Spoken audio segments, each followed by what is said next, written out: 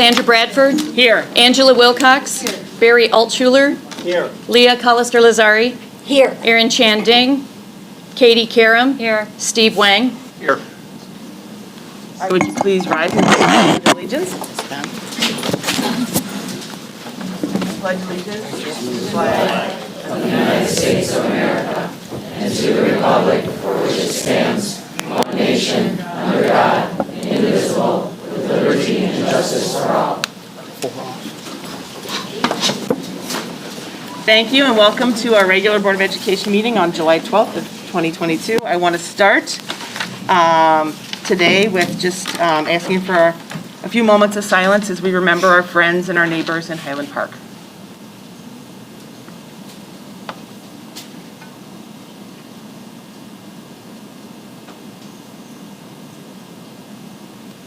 Thank you. It's a good time and reminder to be thankful for the positive relationships that we do have with our community public forces. So we mentioned them a few meetings ago, and I'll just recognize them again. We do have on our website, See Something, Say Something. So I'm going to remind the community of that as well. So please take advantage if you see something that's not right and report it. Just a gentle reminder that this is not a public meeting. Please be respectful and kind throughout this board meeting that does occur in public. All board members are here because we want to make Barrington the best it can be for the students, the parents, and community members. Board, our next meeting is on August 16th. A reminder that we will be also holding our annual board self-evaluation on that day. So please come prepared, and if you can, review our board protocols beforehand. Lori Grant will at least be walking us through those. And just review what time. We can't understand anything you're saying. You're coming across muffled. Okay, thank you. I was reminding the board that our next meeting is on October 16th, and we're also going to hold our annual board self-evaluation on that date as well. I believe we're going to start at 1 p.m. Is that correct, Janine? 12:30. 12:30? Okay. And Lori Grant will be facilitating for us, and she will be at least reviewing our commitments on the board protocols, so please review them if you can beforehand. Also that week, we have ribbon cutting ceremonies. Exciting time for our Bill 220. On Monday, we will have Monday, August 15th, we'll have ribbon cutting ceremonies for both Prairie and Station. On Tuesday, the 16th, for Grove and Roslyn Road. And on Wednesday, the 17th, for Sunny Hill. And I'm assuming everybody has given their commitment to attend to Janine. Okay. So before we jump into public comment, we've got a lot of things on here. I just want to remind everyone, I see a lot of comments are going to be on books and on curriculum. We will be discussing curriculum this evening, but we will not be taking any action on either of those topics that I see here. So we'll be taking action on routine consent agenda items, board policy, meeting dates, and okay, and that's all I really have to report. But given the amount of people that we have here, I'd like to ask that Dr. Hunt do his report first, if that's okay with everyone. Yes. Okay.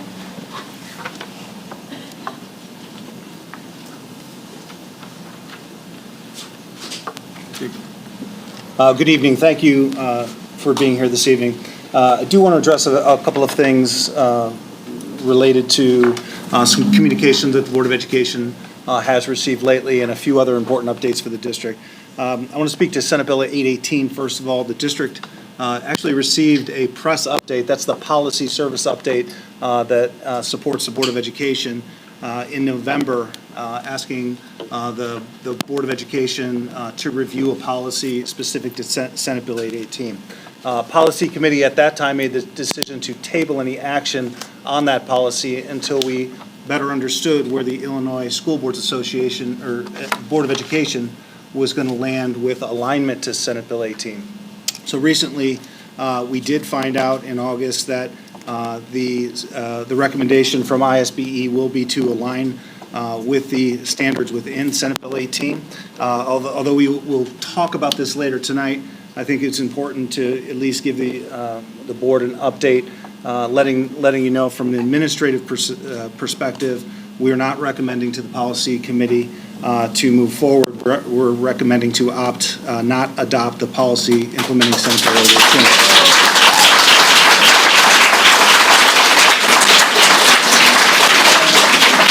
So specific to that recommendation, and again, the policy committee will review this at our next meeting. We'll bring this back to the board for any further conversation.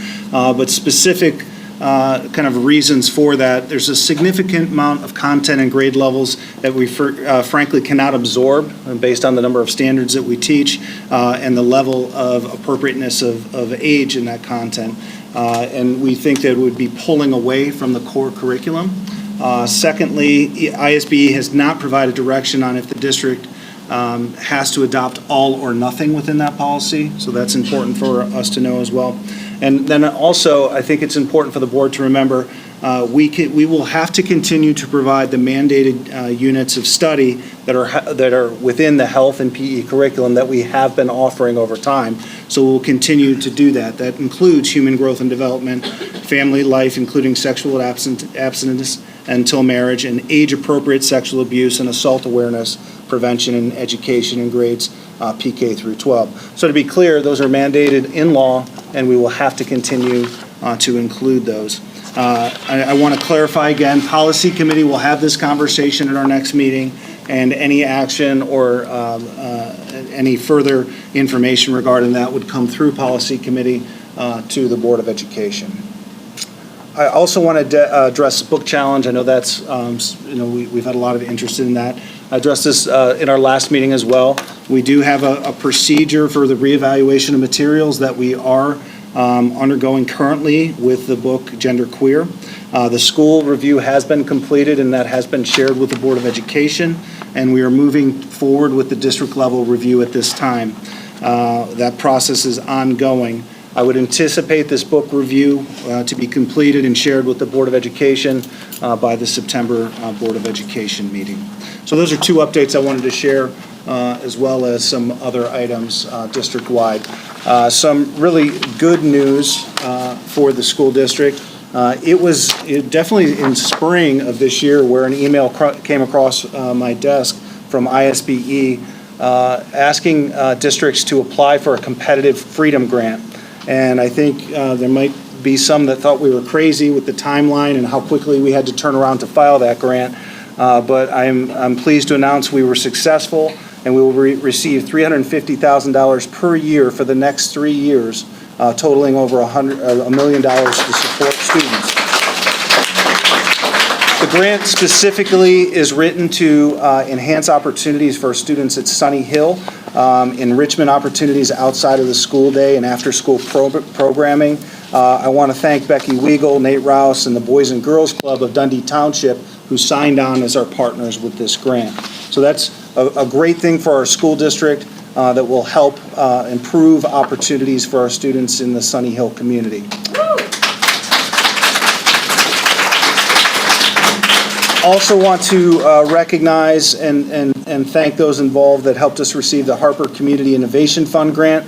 That's a one-year grant for $10,000, and this again allows Sunny Hill students to participate in the In-Zone program at Harper College, the summer camp where students can elect to specialty courses to enrich their lives and explore interests. We want to thank Barrington Area Development Council, Penny Casimir and Brian Battle, along with our local grant writers of Becky Weigel, again, for putting the time and the energy in to go above and beyond and bring those funds here to help our kids. So thank you all very much for your efforts there. In terms of enrollment, you do have the grid in front of you. We continue to move through staffing. We're getting closer and closer to, opening of school. As you kind of review that, the Board of Education did ask that we really try to stick within class size guidelines this year, and that has been our charge moving forward. I'd highlight two kind of areas that we continue to watch. Third grade at Roslyn Road. We've got a couple of sections that are increasing towards or over those guidelines with a couple of students, and we're also keeping an eye on a fifth grade sections at Rose Elementary. We're very cognizant of staffing and the financial commitment to running as efficiently as possible while providing the appropriate education to students, and we'll continue to update you if there's any changes to staffing levels as we move into the school year. Also in front of you this evening, you have an updated copy of a district mission statement, including core belief and strategic priorities. It will also include learner profile for you. It should encompass the changes discussed by the Board of Education at our last meeting. And we have administratively already started to talk about aligning district goals and the work in the district to the priorities established within the Framework 220 process. We do have action planning and a lot of work to do to really complete that plan, and that'll happen as we come back into the school year. But we are already starting to align the work and the priorities within that plan, and kind of more of that information will be coming as we move closer to the start of school.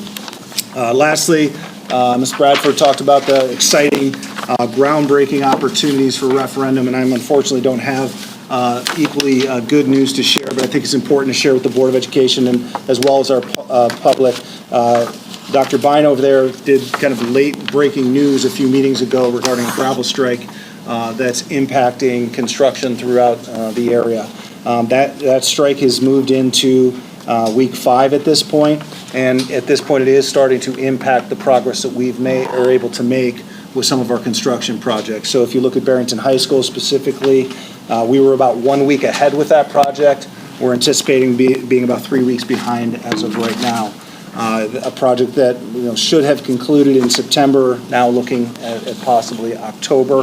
The other options that we did review had significant cost. In other words, going elsewhere or further out to get gravel had significant cost to the district and really didn't make sense.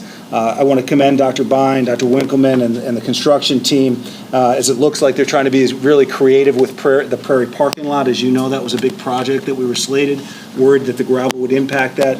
They're being creative with trying to obtain gravel from some of our other temporary lots and do some things to make sure that project continues to move forward. So I can't say I promise that will be delivered, but we are working to continue to move that forward. So hopefully we can be there by the opening of school. So that would conclude my report and information tonight. Happy to answer any questions that you have. Well, I just want to thank you for your recommendation. Regarding Senate Bill 818, and you are our CEO. We as a board delegate the authority to you to run the district and to provide your leadership. And as a member of the policy committee, I definitely appreciate and accept your recommendation and will proceed accordingly. Thank you. Yeah, Dr. Hunt, thank you so much for giving this primer. I think it helps quell some of the concerns that we've heard about throughout the week. If I could ask, would you mind elaborating a little bit more, though, on the process of how books are reviewed in our district, as far as you mentioned the school level review? Thank you for bringing that up. I know you had asked about that. Yes, please. And we did put... we have the information, yes. Yeah, you have that information, and we did put all of the guidelines for selection criteria on the website. It's under the parent tab, library section, so parents can go through Perfect. that and look at all of that information. But would you mind just kind of giving a quick summary so that folks understand that it's a school level review, then the district? Are you talking about the review process? The review process? Yes, sir. Yeah, so it starts with the library review. It moves to this building level, which is now complete with our current review. It then moves to a district level team, which involves a variety of members that were identified, including a parent. Then the summary of that will be provided to the Board of Education, who will then make a decision whether they take that up and have a conversation.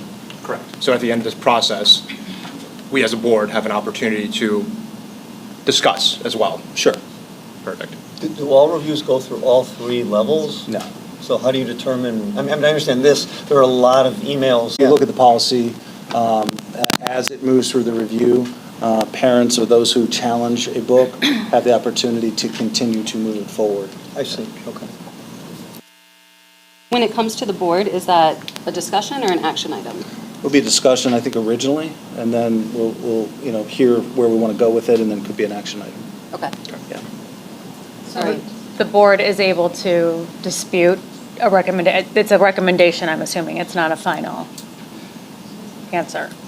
It would be the final recommendation from the administration. Final Yeah.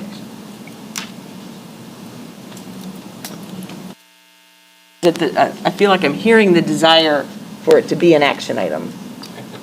I feel given, and this is on me, I did not understand this process fully, which I apologize for. We tried to figure out a lot in our first year here. But yeah, I think if something is pushed to this level, I would appreciate being, once it's gone through a review process, discussed at the board level.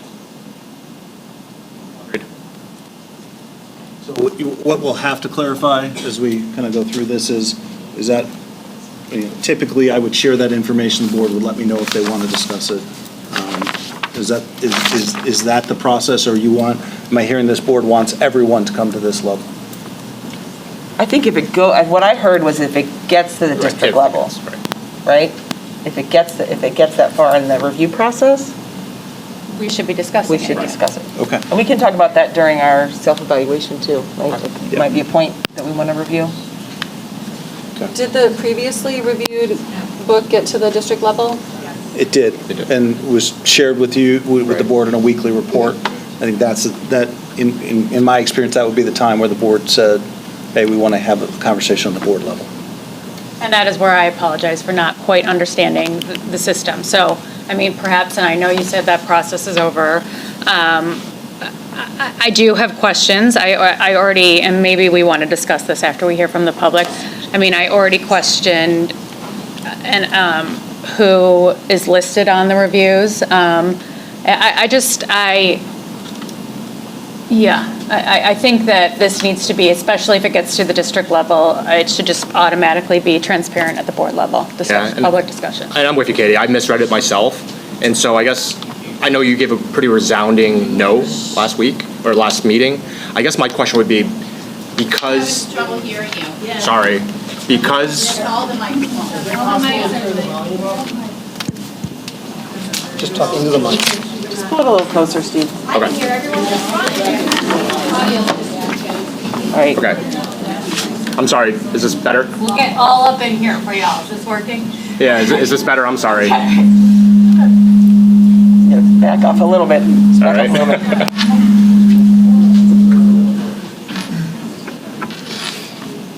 Just talk louder too. Sure.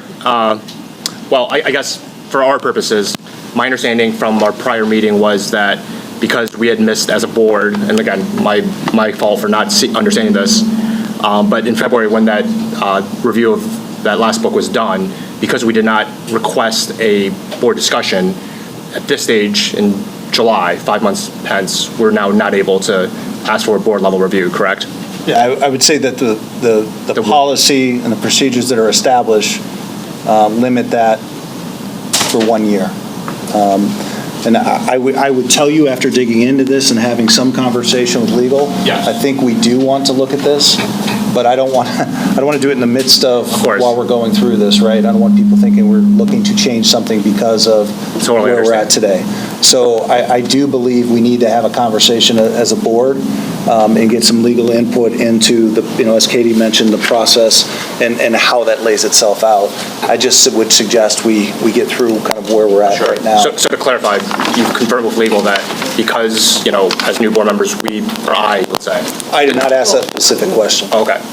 So I guess my question then is, or my request, if it's okay to do this, so Sandra, would be, could we add this as a discussion item, provided that our legal counsel agrees for a future meeting? If the review gets to the district level. I'm talking about the prior review that we missed. Oh, the prior review. Correct. Thank you. So the one done in February that we did not bring up as a discussion item. Because I think it would be a shame to wait another 7 months when there are, concerns. Well, and I think along with that, the greater issue here is I think we probably need to have a discussion item on how we curate books for our library and how they're chosen and what parameters we have around what we consider sexually explicit material, what our limitations are as a district. So perhaps this is a bigger discussion that needs to, I would like a better, I mean, I think we have a little bit of a gray area here as to what, I know, Angela, you brought up the policies that we already have in place, and they seem to directly conflict with the Library Bill of Rights also. So I think we have a greater discussion here that needs to happen over what is appropriate to have in our libraries. Yeah, I think so too. And you know, I obviously, you know, definitions are always key, right? And then, you know, what are our standards? What does the First Amendment, you know, it protects your freedom of speech, but it doesn't protect your freedom to defame somebody. It doesn't protect pornography, and it doesn't protect obscenity. So, you know, I think that when you look at, you know, what types of materials we're curating, the definitions are key. And if you look at the history of the district and, you know, books that we had found did not fall within our First Amendment rights, I mean, Judy Blume books were removed. You know, it was quite some time ago, but they were removed because they provided content that was deemed to be either obscene or, you know, beyond what is viewed as educational material that's relevant for children. I mean, it's always a balancing act, right? Like there's the educational value versus the, you know, potential for, you know, being seen as obscene or pornographic. And that's what it looks like this latest review did as well. They balanced it.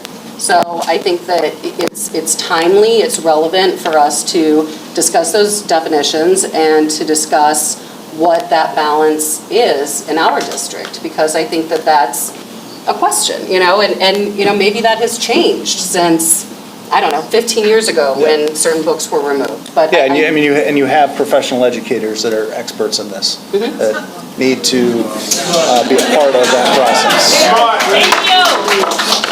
So is this under Melissa's, I mean, which of your administrators kind of oversees the library? So Ty I'm just Gorman wondering. is, he oversees library media, Ty Gorman in Dr. Fuller's office. Okay. I think I'd want to spend some time looking policy-wise. Do we have anything there that would have to come through policy? So it's a broader conversation for sure. Okay, so maybe you can get back to us and let us, do you have another comment on that, Leah? Yes, please. So I do think it's valid that these policies are in place, that our educators and our librarians are making these decisions. As a board, it's our job to maybe understand it better, but I don't think it's the board's view that counts. Like if I like a book or don't like a book, I think we have experts to look at books and evaluate them and see what's proper for our students and for our diverse students, and to include all of our students and have things that are helpful for all of our students and represent the underrepresented and the students that need extra support in these books and in our libraries. And I would totally agree with you, but I think that we can have a very diverse and inclusive library that doesn't have sexually explicit content. That's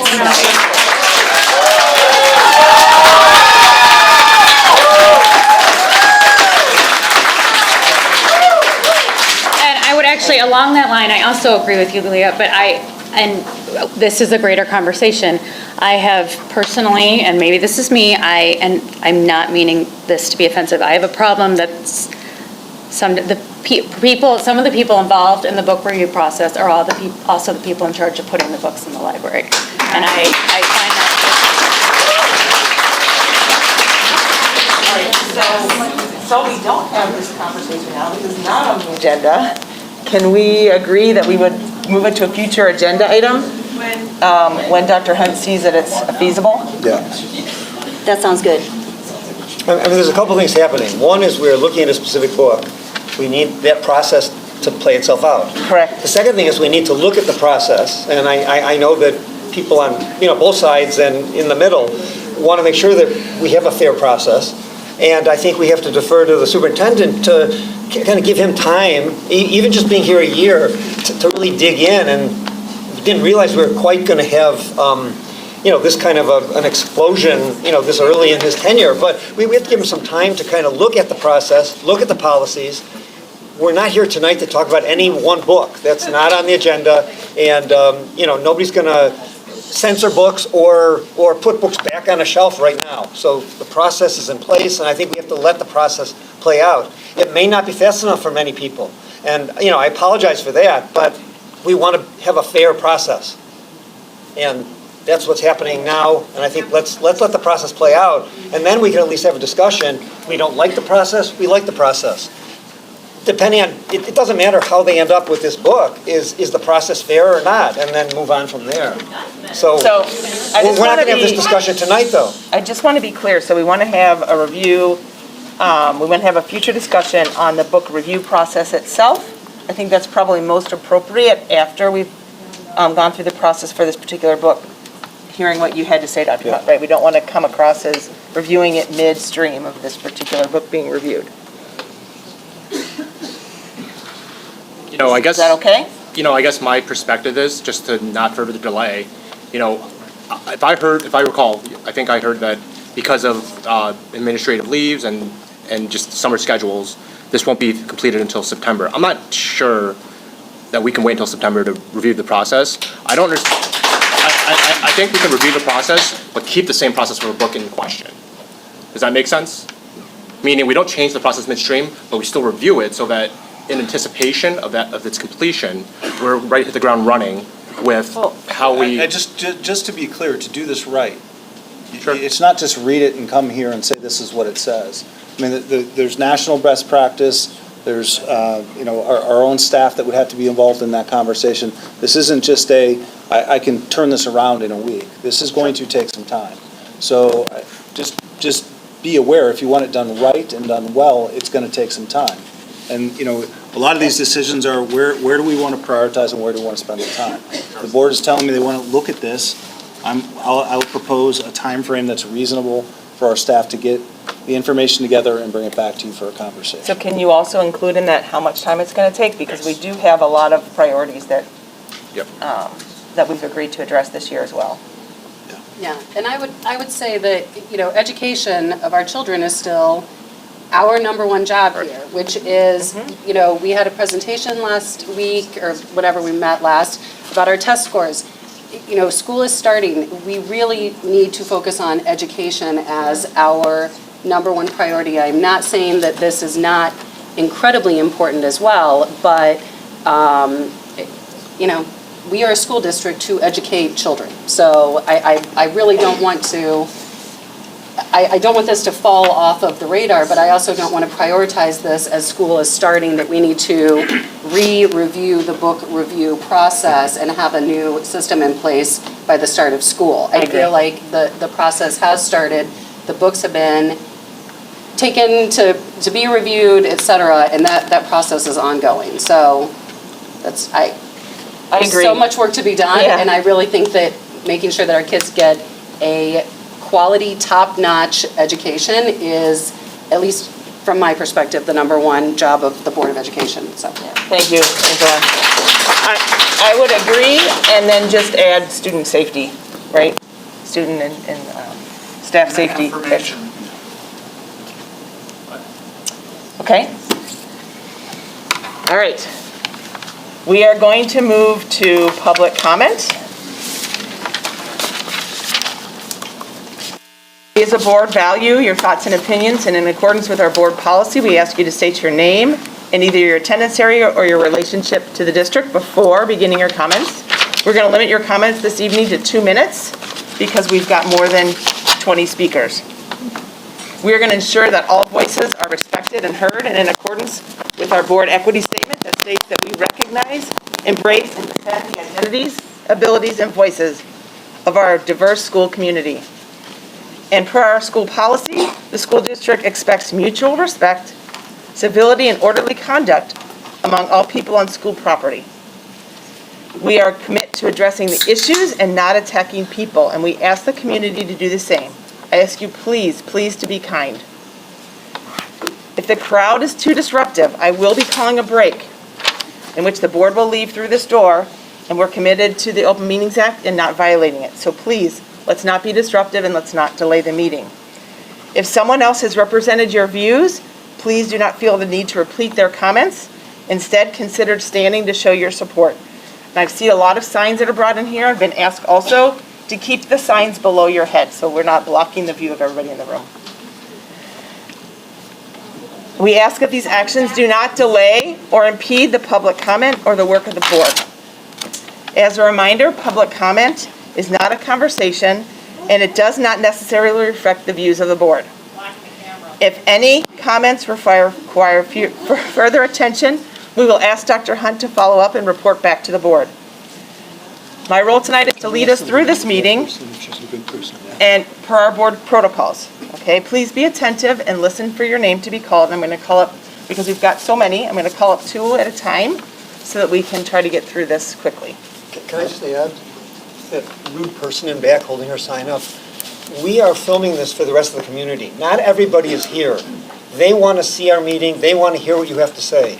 The signs are blocking, and we've gotten many complaints about the signs blocking. I understand people feel very strongly about this, but please keep them at your face value, at your face level.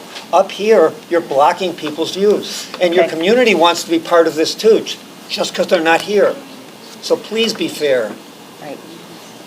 Okay, let us begin. As per our past practices, I'm going to allow Kevin Morrison, our Cook County Commissioner, to come forward first. Whatever you're comfortable with, and we do have a timer here to remind you of your time. This is the speaker, right? That's the microphone, yeah. Very good. Good afternoon, everyone. I'm Kevin Morrison. I'm Cook County Commissioner of the 15th District, which includes all of Barrington Township. First, I would like to thank the District 220 school board members who have a thankless yet critical role for our community. I'm coming to speak tonight as the first ever and currently only LGBTQ Cook County Commissioner. I was once that queer kid in school that desperately wanted to not have to hide who I was out of fear of rejection, bullying, or violence. Despite living in that closet, I experienced all of that. Clear from the vitriol and rhetoric that has been displayed at previous meetings and tonight that this is not just about one book. This is not just about affirming sex education. The words we're hearing are not different than what we're seeing in other parts of the country with anti-LGBTQ legislation that's being pursued. And we know that this language is dangerous. It causes violence. So I'm here today because there are queer kids within 220. We saw just last year a trans student on school property shot with a pellet gun. That is unacceptable action. Do I get my time back? Well, I would like to speak to the LGBTQ youth that are listening today. You are perfect who you are. You are loved for exactly who you are. You deserve to feel represented and seen in the books you read and the history you learn. And there are so many people here to support you. I'm so sorry that you have to endure listening to enormously harmful words shared by some of the adults in our community. Last year alone, 45% of LGBTQ youth seriously considered suicide. 45% of LGBTQ youth seriously considered suicide. Having curriculum that is affirming to the queer students that attend your schools is critical. They deserve to be seen, and we deserve to support them. Thank you, Kevin.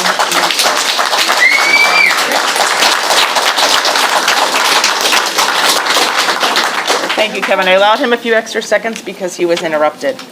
Let's please try to be respectful and not interrupt. Next up is Jenna Shields and then Tara Nielsen.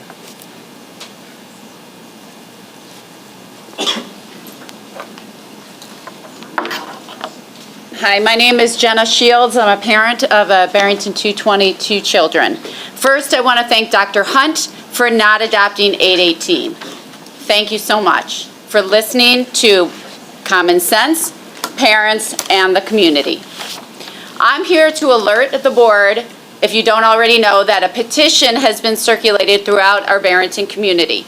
It's posted on the new independent www.district220.com family forum website if you don't follow social media.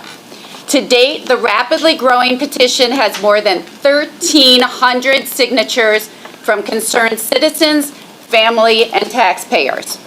The petition highlights there are two significant matters that we were wishing to resolve. One, thanks to Dr. Hunt, has been resolved with SB 818.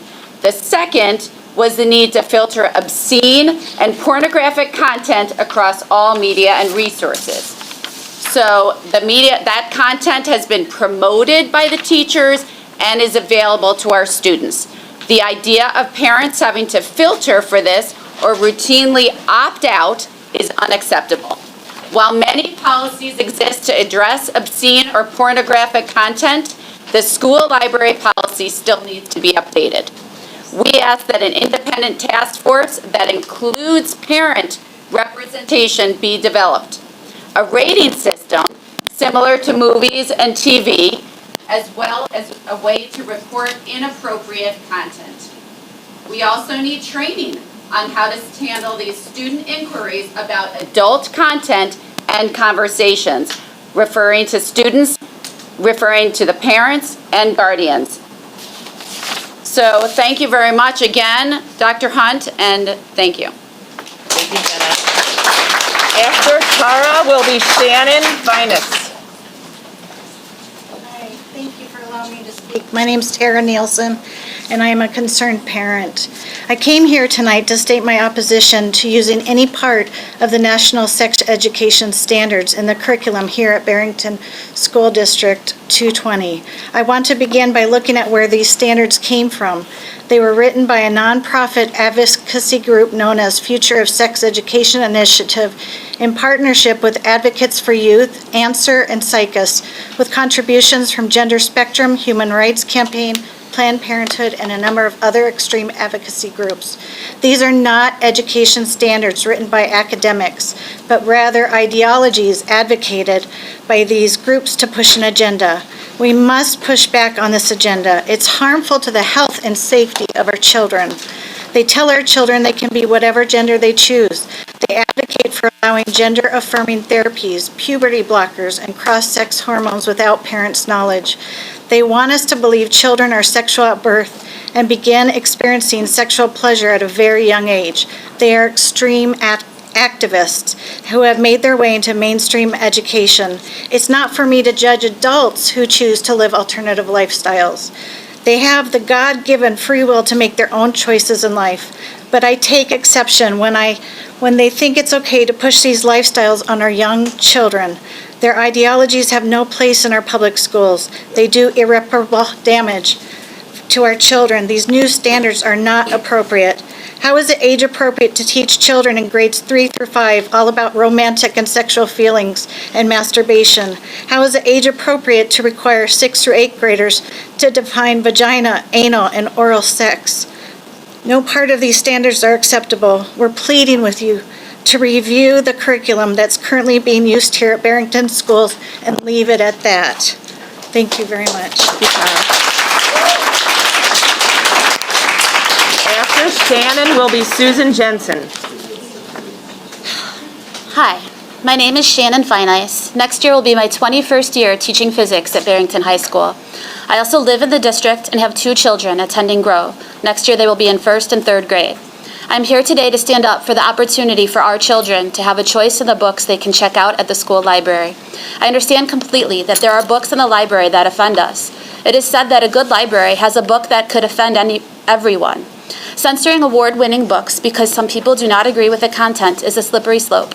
Not everyone has the same religion, morals, and values. Choosing to censor, ban, and remove books that represent the trials of teen LGBTQ community leads to further ignorance of a community that already feels misunderstood and marginalized.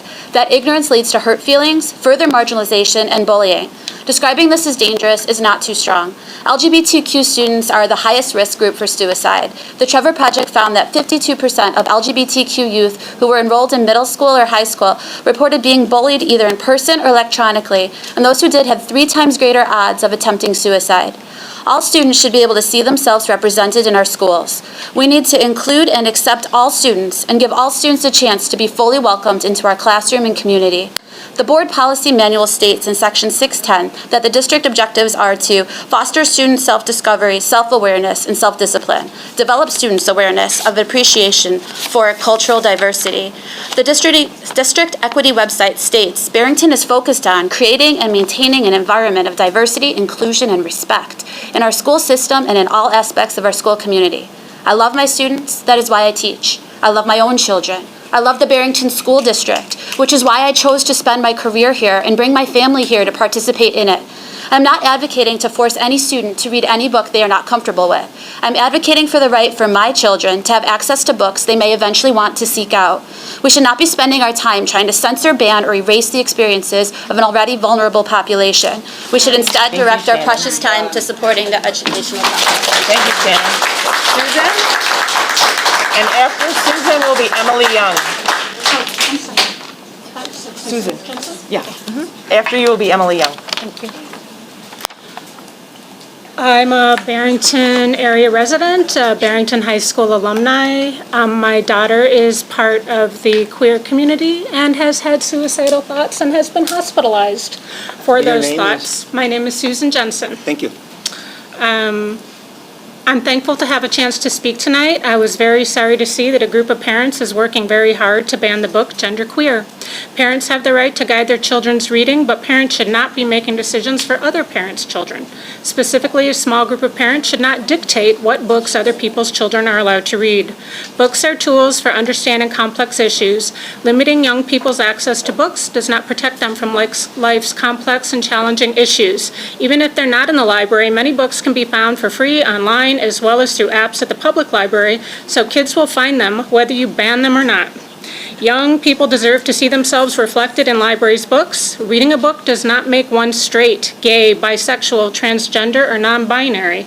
We should be very careful not to sexualize any person because of their sexuality or gender. Thinking that the LGBTQIA equals just sex or porn is so damaging to young members of the community, of our community. Everyone deserves a healthy relationship with their body, their self, and their sexuality.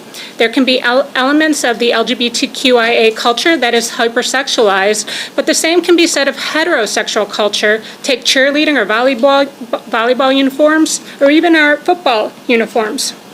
We don't seem to mind those in those cases, as well as books in the library of a heterosexual nature.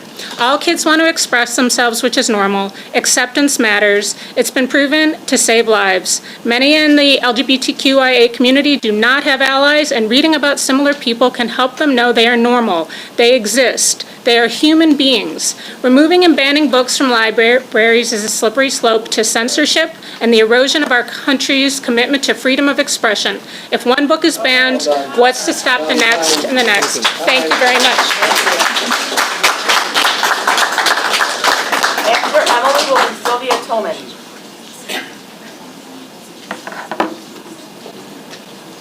Hi, everyone.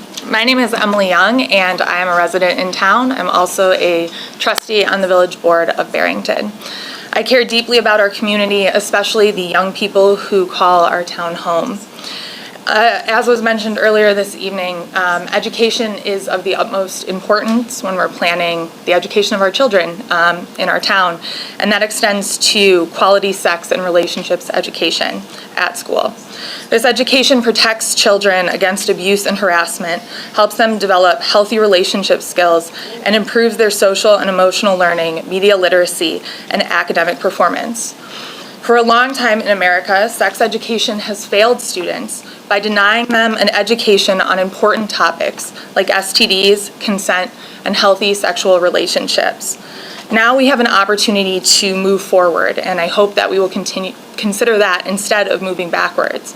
Now, I know that we're talking about books, and it's been said that we're not considering any book in particular, but I've noticed a lot of the books that have come up have been queer-specific books, and I think that's important to keep in mind because the books that are being discussed deal with questions of sexual identity, but there are students in our community who are asking these questions, and so while you're saying these might be mature topics, that's the reality of a lot of teenagers today. They're asking these questions and they're looking to resources for answers. As a public school, Barrington District 220 has a responsibility to our LGBTQ youth to provide library resources that support their health and well-being. Books like these that are being discussed can be a lifeline to queer youth who often have to look outside their home for representation and information. Teenagers need representative stories and sex education that matters. Getting rid of either would be a disservice to future generations and to our community as a whole. Thank you.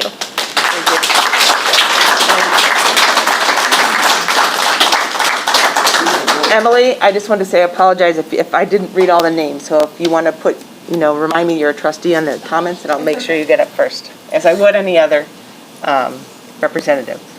Okay, Sylvia. Good evening. Hi, I'm Sylvia Toman. I'm reading this email on behalf of Ashley Kumar, who has 2 kids at Station and 1 at Roslyn because she couldn't be here tonight. We moved here from Elgin 9 years ago for better schools and always heard nice things about Barrington. We have been dealing with some issues for a while now. Things have changed in the worst kind of way. I'm seriously considering homeschooling and asking my aunt to come in and help. She's a retired teacher. First of all, my middle school son has a kid that repeatedly masturbates in the classroom. The teacher has removed him from the class and had discussions in the hallway several times. I've emailed the teacher with my concerns. Why, oh, why is this happening? My son is more than distracted by it, and I say that politely. Other kids notice it too. Does this happen a lot? Why are they doing this? Unfortunately, that's not all. My daughter, again a middle schooler, had 2 things happen to her. She was in the girls' bathroom stall going to the bathroom, and 2 stalls over she heard noises. Sounded like boys, she said, so she finished up and started to head to the sink when her friend walked in and went towards that stall. The door was now open. She saw 2 boys having oral sex in the stall. By now, I'm not only mortified, but I'm angry. Why is this happening, and why isn't anyone doing anything about it? I've talked to the principal, teachers, and other parents, and yet I get vague responses. I'm sick of it. It's affecting my kids in a negative way. I'm having to explain things in the nicest way possible. I want to protect my kids from this. What can we do as parents? I'm contacting you because I see you and other moms are working hard to stop this over-sexualization of kids in our school district. Oh, and the other thing that happened, she saw the video that was sent around of the 2 middle schoolers doing oral sex on each other. Why would anyone do that? I can't undo what she saw. It's horrible. My husband and I keep saying why. I feel like the reason, thank you. Tom Habley.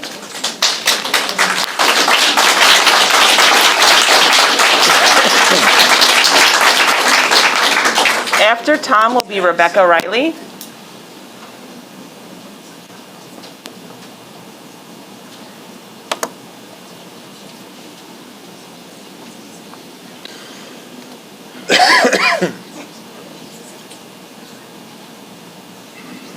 I could just stand over here if it's all You may right. stand, that's fine. Speak loudly, that's Just great. try to stay close to the microphone here.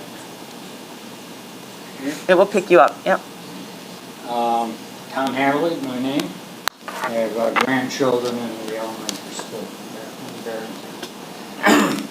I'm a retired educator of about 50 years. I spent most of my life talking with adolescents, listening to adolescents, coaching them. The last 25 years, I was a clinical counselor with them. And I couldn't help but, as I listened here, hear all these problems. And, but I never heard the word drugs. That's a massive problem. And whatever you can do as a school system, you have prevention programs for that. Because a lot of these behaviors are poor impulse control that comes from drug involvement. A lot of people do not know that the adolescent brain, somewhere 6th, 7th, 8th grade, actually stops growing, and they call it pruning. You see, it actually stops. And parts of the brain are now used for other things. In that interval, there is no cerebral cortex work going through the brain processing emotions, anything from the back of the brain, instinctual stuff. So many of these problems we hear all the time. And as this government normalized marijuana, that was a bad move. That was a very bad move. So I would encourage the board to continue prevention program works. I would continue, and maybe the best thing I can offer you is get a book. Can you please wrap up? I will. 2 minutes is up. All right, I'm going to be a little assertive here. The best book you can buy to help understand is Adolescent Psyche. Thank you, Tom. Thank you. Thank you.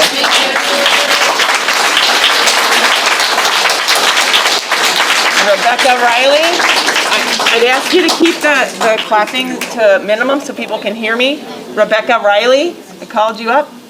Thought I saw her here. There she is.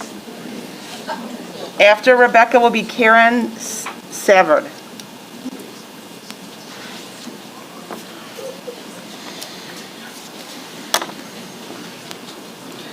I'm also reading a letter tonight from another parent who couldn't attend tonight. Her name is Amanda Rawson. She has one child at station. When our middle school daughter saw the video posted of the two boys performing oral sex on one another in the bathroom at school. The video that went viral among students and sparked what we thought would be public outrage. Why, again, is this happening in our schools? Fast forward a month later, my daughter also witnessed another student who frequently masturbated in the classroom. Again, why is this happening in our schools? What is going on? Our daughter was a straight-A student with many friends and social activities.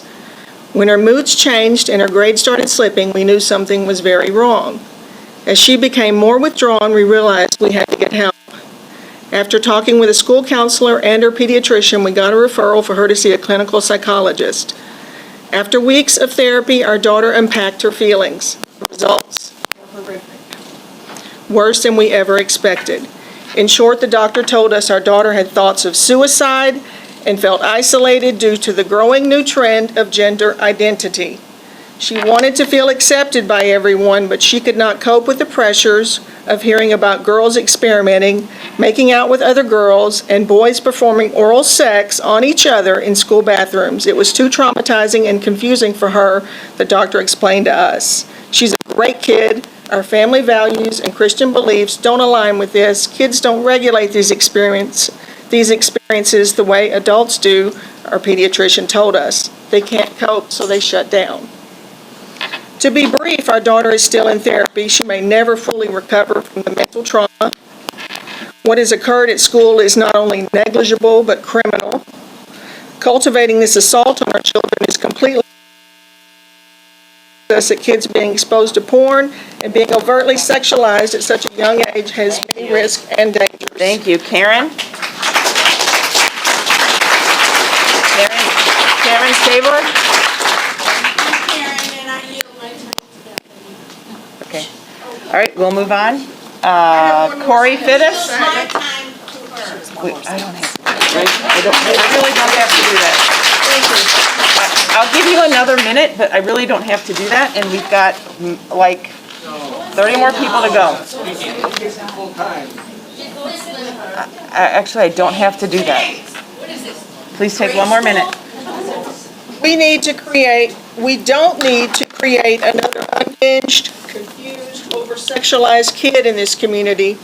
One is way too many. I think we all saw what happened in Highland Park, and I think we all have seen a lot of things. I'm so sorry. Thank you for being here. Yes. So everyone, you know what these books are about. You've seen them. They're way too graphic for kids. At a young age, you can ask any clinical psychologist, kids aren't supposed to be seeing this. How many in this room could stand up right now and tell me you don't want your kids to see this in school? How many people in this room signed this petition? What's the number now? Over 1,300 and growing? Growing. And this petition has been out for how many days? 2 or 3 days? 3 days? I don't think there's any argument here. This community doesn't want to see this. It's overwhelming. It's harmful to kids, it's pornography, it's obscene, and a lot of kids are getting hurt by it. This kid almost committed suicide, not because he was trying to figure out if he was gay or not, or wanted to be transgender. The kid almost committed suicide because of peer pressure and couldn't cope. Right, thank you, Too Rebecca. much. Thank you. It's not a choice. Corey Fittis? How you behave is a choice. Yes, it is. Thank you. Child porn is a choice. The floor is at Corey Fittis, please. Do not start this timer yet. Corey, thank you. After Corey will be Laura Dominiak. Thank you. Thank you. First of all, I just wanted to say, as a parent of 3 children who have either graduated or continue to be in 220, I come with you with these remarks. I appreciate the teachers, librarians, for their professional qualifications and how they utilize them to choose these books. These are not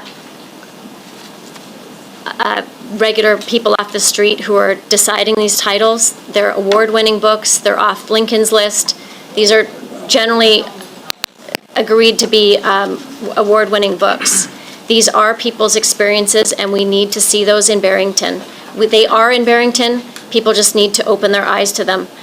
If parents have issues with some of these titles, I would suggest that this is a parental issue, and for values that the parents should be talking to their kids about whether they should be taking those books out or not, and not removing those choices for everybody's children. In coming here tonight, I spoke with my 3 children about the titles in question that were indicated on this petition that they're mentioning. And my 20-year-old son said he hadn't heard of them. My daughter also hadn't heard of them. But my son suggested that students who did need to look at these books or were seeking those out would find something in them that they could appreciate and see themselves in. There is value in them. Also, as a navigator, I find sometimes that I read a book and I don't enjoy the book. I simply put the book down. There is nothing in Barrington requiring these books be taken out by students. I ask them about library policies. They have choices on what materials that they take out. It's not assigned. So if you feel a certain way, your children, don't take out the book, but don't remove the choice for the rest of us. And I think that you're just putting your head in the sand if you think that these issues don't affect Barrington. Thank you.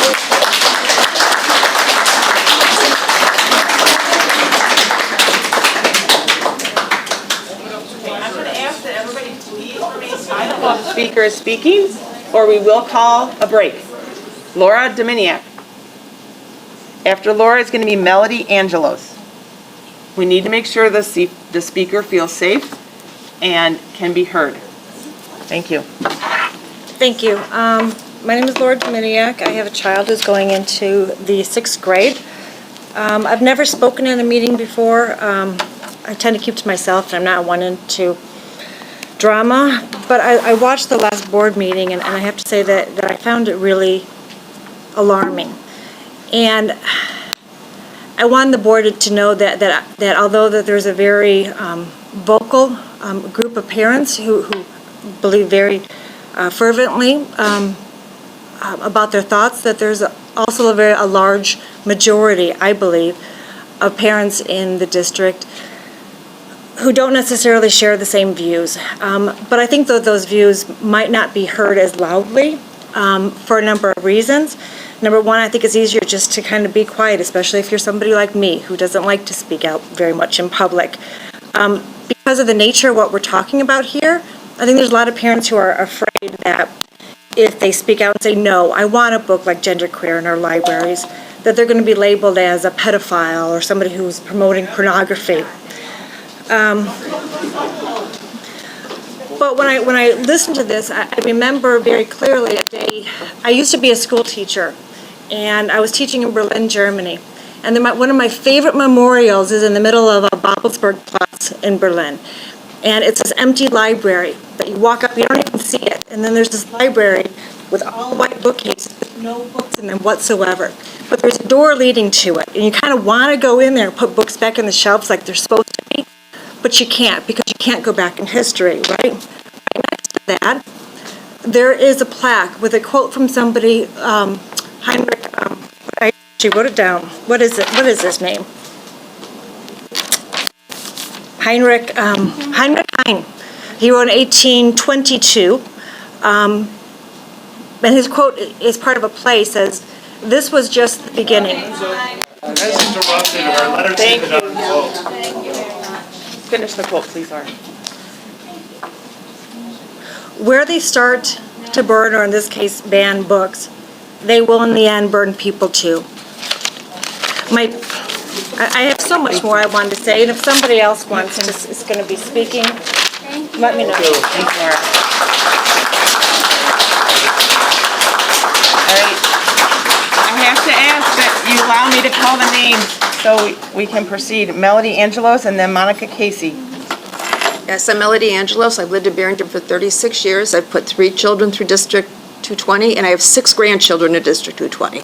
One is a 6th grader going to station in the fall. I can't believe that a teacher would recommend a book with that kind of material in it to a 6th grader. It's not appropriate. It's not right.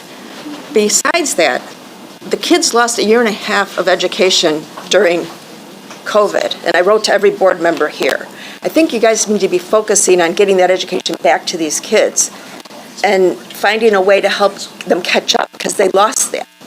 They did. And I don't know if you realize, there's a lot of grandparents in this district that would be willing to come in and help at the schools if they were asked. And I think that's a resource you're not using.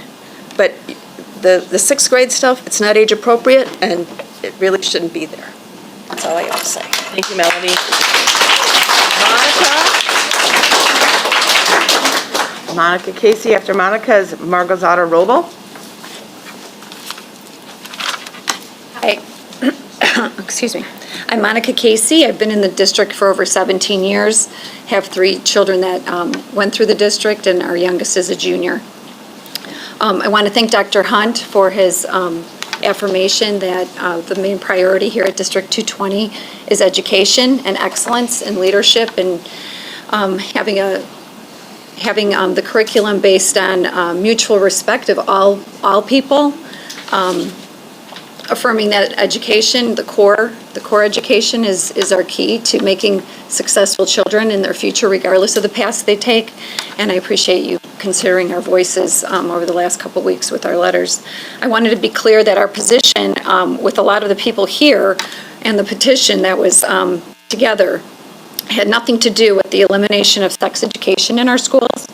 It had nothing to do with banning books or discrimination or shaming or having any phobia or hate toward any type of group. It was about preserving integrity and having age-appropriate content in our schools.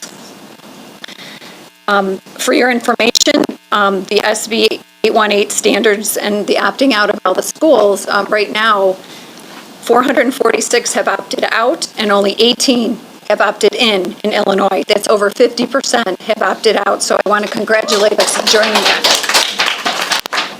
So introducing these sexual explicit topics, among others, at these early ages can alienate children, have them lose trust, not feel safe, and can definitely marginalize their ability to learn. These policies can be manipulative, create excessive pressure and anxiety for children and teachers alike, and they place instructors and administration in a state of predilection that's borderline predatory. A new curriculum is a huge and unnecessary financial burden for the district as well. It's absolutely necessary to allocate the resources toward shortfalls. Thank you. And focus on what we've lost so that they can make up for lost time. Thank you for your time. After Margozada is Magdalena Marquez. Magdalena Marquez, you're up next. Oh. Go ahead. Good afternoon. Mother of 3 in the district, 4th one maybe in a year. Let's see. Your name is? Margozada. First, kind of wanted to contradict the previous speaker that said that everything about sexual education is all great. I mean, let's stick to health ed, anatomy, that's what they need to know. American Academy of Pediatrics. This is one of the country's leading authority on pediatric care. This is just one of many credible sources you might want to research on porn exposure versus kids' mental health. Quote, sexual predators have purposefully exposed young children to pornography for the purpose of grooming children for sexual exploitation. Pornography exposure at these young ages often results in anxiety for the child. Children also report feeling of disgust, shock, embarrassment, anger, fear, and sadness after viewing pornography. These children can suffer all of the symptoms of anxiety and depression. They may become obsessed with acting out adult sexual acts that they have seen, and this can be very disruptive and disturbing to the child's peers who witness or are victimized by this behavior. Children under 12 years old who have viewed pornography are statistically more likely to sexually assault their peers. In sum, children exposed to pornographic material are at risk for a broad range of maladaptive behavior and psychopathology. So, a copy of this, along with transgender's connection with pornography, it's undeniable, was handed out to you, so I suggest this for a midnight reading. It's a very touching one. And Highland Park shooter. The mother was exposing herself to police. She was posting her nude pictures all over, just, barely covered. This was another over-sexualized child. We've seen the results. Anger, the kid pretty much did what he did. Do we feel sorry? Yes, of course we feel sorry, but it's too late. So we need to prevent this. We can't have a next generation of shooters. And look at what's happening. There's one after another, one after another. Granted, internet is an option, but we need to make sure those books are up. Magdalena Marquez. After Magdalena will be Anastasia Andrews. Hello, everyone. I'm a new face as I am moved in and considering whether my children should go to the school. Please state your name first. Sure, Magdalena Montes. You announced me. Sorry about that. Magdalena Montes. I'm a new resident, new taxpayer to the district.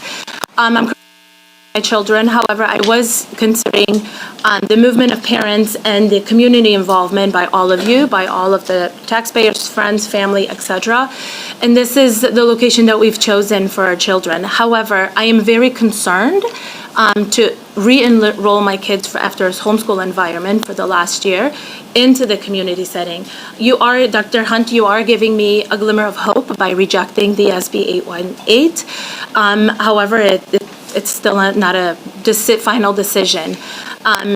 I wanted to echo something, Sandra, I'm learning everybody's name that you've said. When you see something, you say something. The community is seeing things and is saying something, and they're not provided a safe space. They're being belittled. They're being shamed. Their children are being shamed. Me pulling my children from school is also targeting my kids. So, Mr. Morrison, you grew up to be a successful leader and speaker. So clearly the school system didn't fail you. Allow my children the same opportunity to not be sexualized, but focus on education. I commend you for speaking up. I commend you for supporting like others, but that can happen outside of school. Create something within your means of leadership, but leave the school for math, for learning of history. There doesn't need to be anything else. So please use the taxpayers' money wisely, not to go back and find the one time somebody bullied you. And you know what? I don't see them. Maybe they failed in life, but you've succeeded. So use your platform to go back to the educational standards that you were offered, because clearly they've provided you success. So I hope that I will be given an opportunity to re-enroll my children once the school year starts. Thank you very much, Dr. Hunt. Okay, Anastasia Andrews. After Anastasia will be Greg Zinn.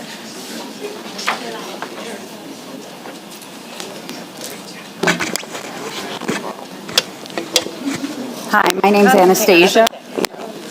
I can hear you, Anastasia.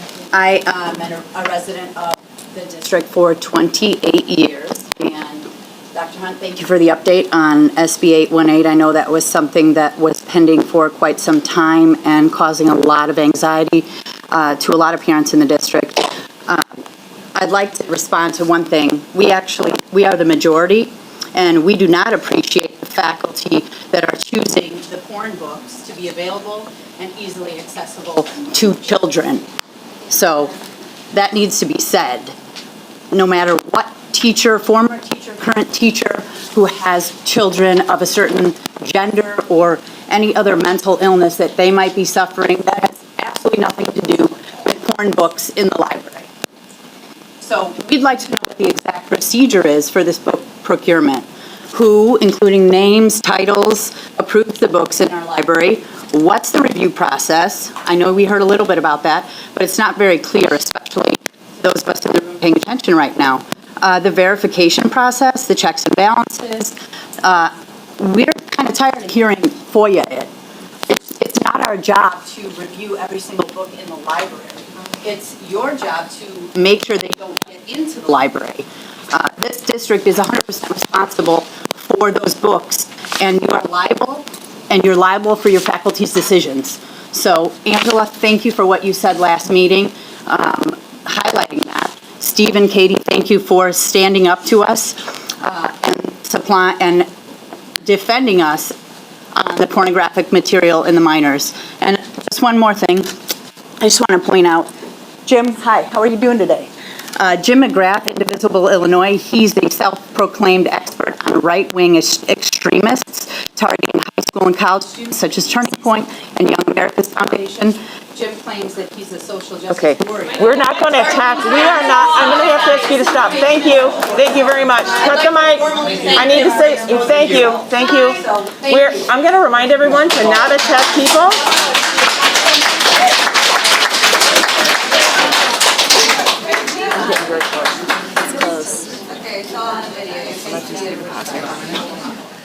I'm going to ask one more time that we not attack any people and we not delay the meeting any further. Are you Gregson? I am. I'm going to yield my time to Terry. Terry, please say your name, the district. Hello, my name. Your name's... relationship to the district, please. Yes. Hello, my name's Terry Yormark. I'm a resident of South Barrington. Thank you for all of your level-headed conversations and questions to begin this meeting. It's appreciated. Look, guys, I don't want to be here. I'm a father. My number one job in life is to protect my children, and that's why I'm here reluctantly. I was originally going to come up here and read from the fourth grader's book entitled Lawn Boy, but that language and content isn't even appropriate for this mature audience that you see here today. You cut the mic off, just like the school board did in Florida to the father that was simply just reading the book passages. Instead, let me try a more tactful route. I love America. I love our country. You know what I like best about our country? We're the most understanding and welcoming place on earth. We are fully accepting of all religions, colors, beliefs, personal decisions, and so on. We don't care what the heck you do behind closed doors. You'd be hard-pressed to find any of these people that do. You guys do you. But here's where it becomes a problem. When you force your ideas, your beliefs, your religion, your practices on us. That's why as a society, we don't like that pushy used car salesman. We don't like that knock on the door try to convince us to change our religion. We don't like that telemarketer telling us, trying to upsell us on anything.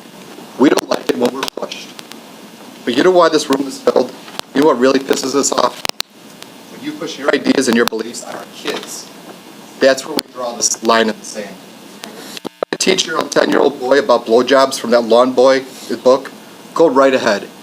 Do it behind closed doors.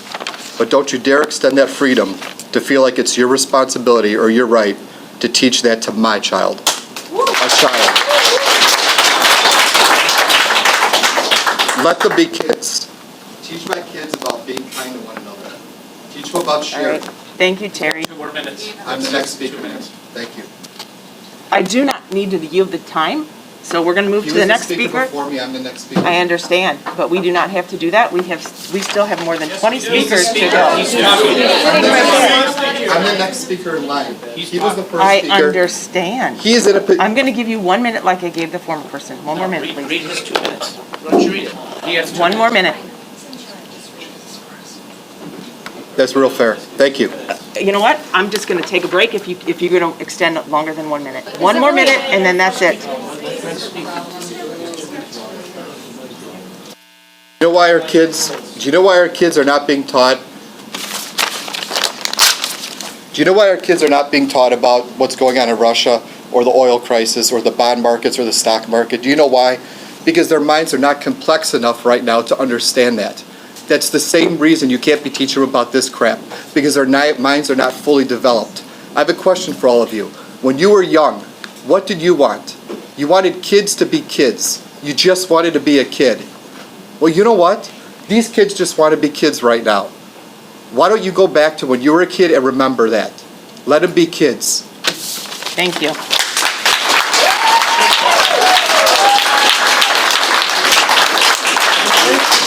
Chris Yeager and then Andy Stentos. I'd like to yield my time to Andy Spencer. Okay, we're not yielding time. So I guess I'm going to get 3 minutes, right? You get 2 minutes. 2 and 1 minute, because everybody else did. My name is Andy Spensos. From the last meeting, June 21st, I learned a lot. I realized that all the people I reached out to had no idea what was going on. Zero on understanding what's going on today. They were all in shock. They said, why would they want to do this? The books are straight up pornography, and they need to be removed, no questions asked. I keep hearing from other people here that they've been bullied, there's issues growing up because of what route they wanted to take. I have no problem with that. I don't want anybody to be bullied. I love everyone equally. I really do. I have friends of all kind of race, and like I said in my last speech, I'm friends with everybody, and I don't want anybody to be bullied. I love everybody equally. Now, there might be some that say these books are needed for my child, as I heard today. If that's the case, you could go on Amazon, order the book, take it behind doors, read what you want to read. Read it at home. I have no problem with that. I don't need a book that my son could accidentally check it out and open it and be shocked. It's just like turning the TV on the wrong channel and you're traumatized. You can pull a book out and be traumatized. If someone needs that book, no problem. Order it yourself. We don't need this in our school. It's pornography. You see what it shows. A dick in another guy's hand, sucking on it. It sounds disgusting and horrible, but that's what the book shows. Vagina slime. I've never heard of such a thing. If my son reads that, he's going to be shocked. I don't have a problem with anybody, but it's not acceptable for my kids. If anybody thinks this book is acceptable, come get me outside, explain to me why, and I'll push for you guys. But that is not right. This has nothing to do with hate. I promise you, I don't hate anybody. Anybody that knows me, I'm there for them. Or being homophobic. I hear rumors out there that we're homophobic. That's not true. This is strictly has to do with we don't want our kids to have access to this or taught with these books. Also, if any kid needs help because they're struggling with certain things, you should reach out to our school district because we're supposedly one of the best districts, and they will help you out personally. I have reached out to our school to help with my kids, and they did a great job. Just ask for help. Furthermore, when we are talking about sex education, it should start and stop strictly with reproduction and the male and female organs. That's it. It's not to teach people how to perform sexual acts prior to introduction of this new way of teaching sex education. Had nothing to do with training people how to perform oral sex in a heterosexual environment. Now that it's bisexual or homosexual, all of a sudden we are teaching people how to perform sexual acts and changing the way it's being taught from the productive system to actually sex acts. Now, if you are a parent and need more for your child, feel free to teach them what they want. Thank you, Andy. I want my 2 minutes because, okay, thank finish. you. He's going to get his 2 minutes. Okay. Can you please state your name? Chris Yeager. This has to be read. You get the rest of the 1 minute. Read quickly right here. Okay. If I feel that I... Hold on. Are we allowed, do we allow filming and taking pictures of people within this room? Okay. I want my 2 minutes from him because I'm speaking. This is for our district. This is for the good. It's not for the bad. Okay? Everybody else has followed the same. He has 2 rules. minutes. I have 2 minutes. You've already spoken for 3, sorry. Okay, I have 1 more minute then. No, he has 1 minute if you want to give it to him. What is One like to minute. yield my 1 minute back to him? I'm just trying to be consistent. Can you read? Just read out. I'll hold it. Okay, just say. Read quickly. Let's see. If I feel that I need to teach my child further than what I just said, I would be the one who's going to be taking or talking to my kids and nobody else. Furthermore, I am proud to see everyone that showed up. For the last week, I've been making personal phone calls and text messaging to everyone that I know, and like I said, almost all of them were clueless, but they said this was unacceptable, and we will come and support everyone and be there for our kids. By applauding, who came here to put a stop to this agenda?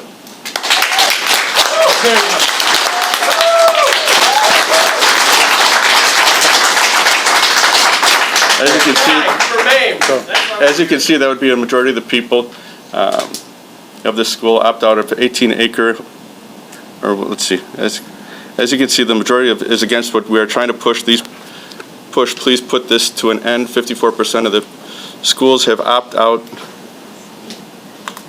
18 are on hold. Thank you both very much.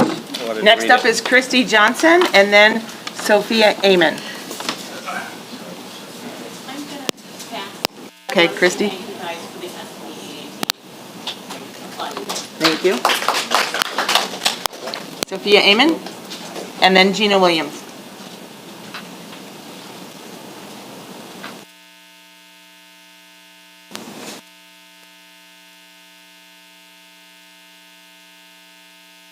Hi, my name is Sophia Eamon. I am a mother of 6. I have children at Countryside, Prairie, and Barrington High School. I just wanted to state that I actually appreciate having some members of the LGBTQ community here. I understand the difficulties and challenges that face these youth. I also do appreciate the previous comments made by Shannon and Emily, and I agree with a lot of what they said. Our schools need to be focused on education. The issue for me is that the content in some of these books in question are way too sexually explicit.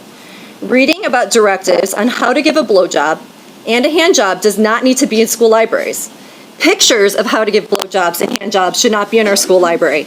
Having a brother and sister talking about fingering themselves, tasting her vagina slime, is highly inappropriate and makes me very uncomfortable. This is incestuous behavior, and it should not be discussed in a book that's available at a school library. I'm horrified. I can't believe anyone would think that this is inclusive versus pornographic content.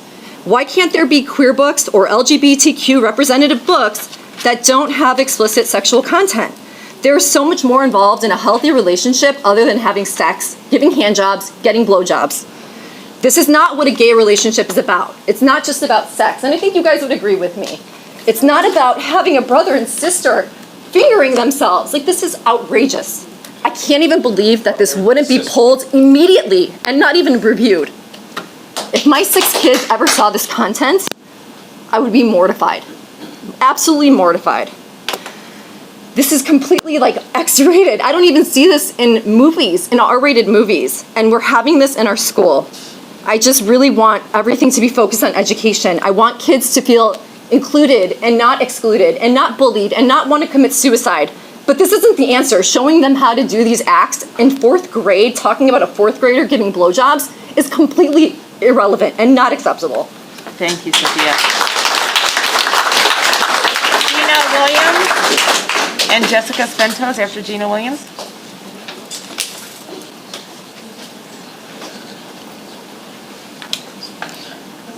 Hi, good evening. I'm Gina Williams. I have 3 kids in the district. Elementary school is Roslyn Road. Is that better? I just wanted to say regarding all of the discussion regarding the book content, this is not about, I know this has been said many times, but I feel like it can't be said enough.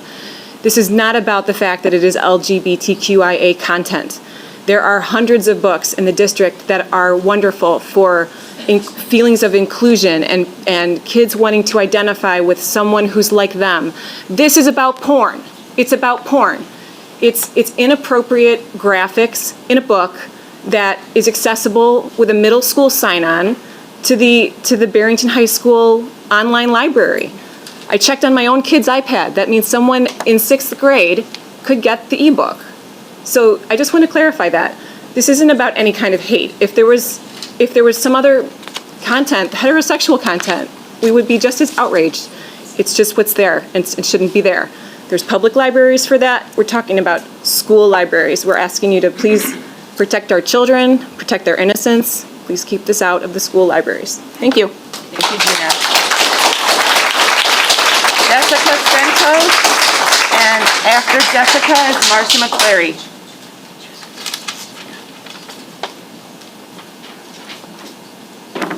Hi there. My name is Jessica Spensos. I am a mom of 3, 2 in the district. And first of all, I'd like to thank Dr. Hunt for your recommendation for SB 818. As a mother, as a teacher, I'm very pleased with your recommendation.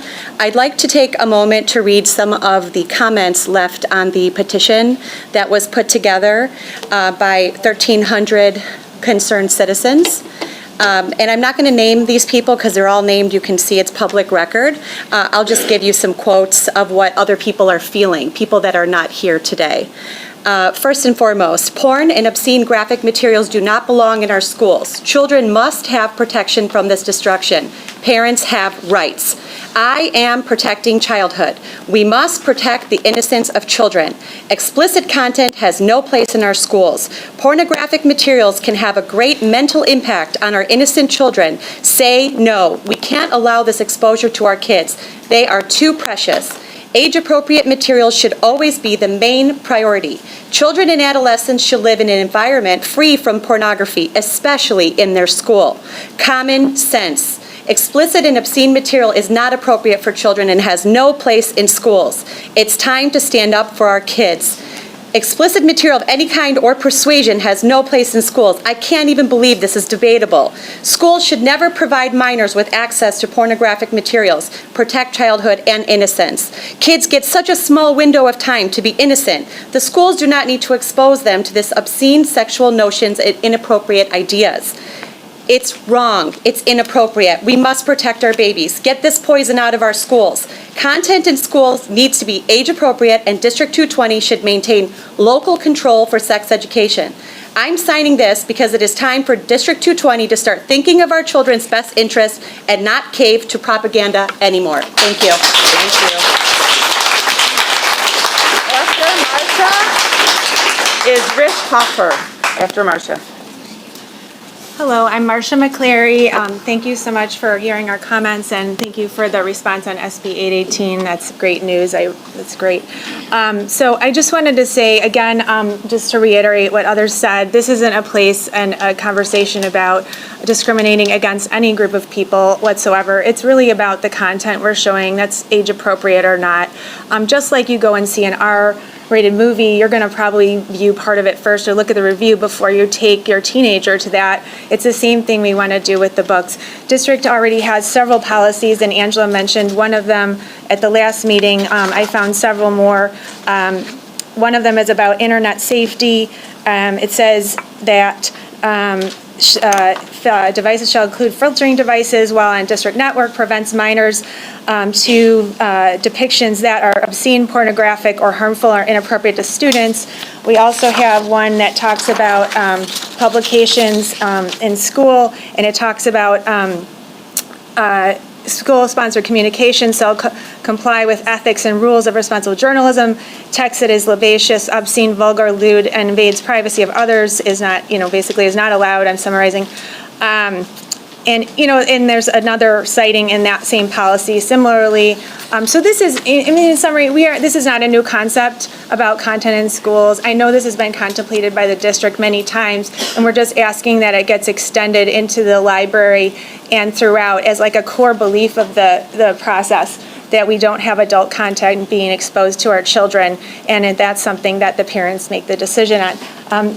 The other thing I wanted to say is just that we see the schools as a trusted place, and even though these kids are going to come across this stuff on YouTube, you're right, but that's kind of in the corner. They're hiding from their parents. They're going to come across it. Sure, they are. You're absolutely right. But the school's a trusted place, and we expect that the morals and the ethics at school are different than them coming across something random on YouTube. Thank you, Marcia. After Rich is Jordan Van Buren. Hello, I'm Richard Hofer. I have 2 kids in 220. First off, I wanted to, before I read this, most of these parents, we don't have a problem with gays. Like, I support the gays. We're friends with gays. I work with gay people. I'm friendly with them. They're part of our family. So we don't have a problem with the gays. We have a problem with pornography being shown. And there's definitely a distinctive difference. And I don't want these to be blurred, those lines, because I don't think if this was a book about gays that we would have any problem with that.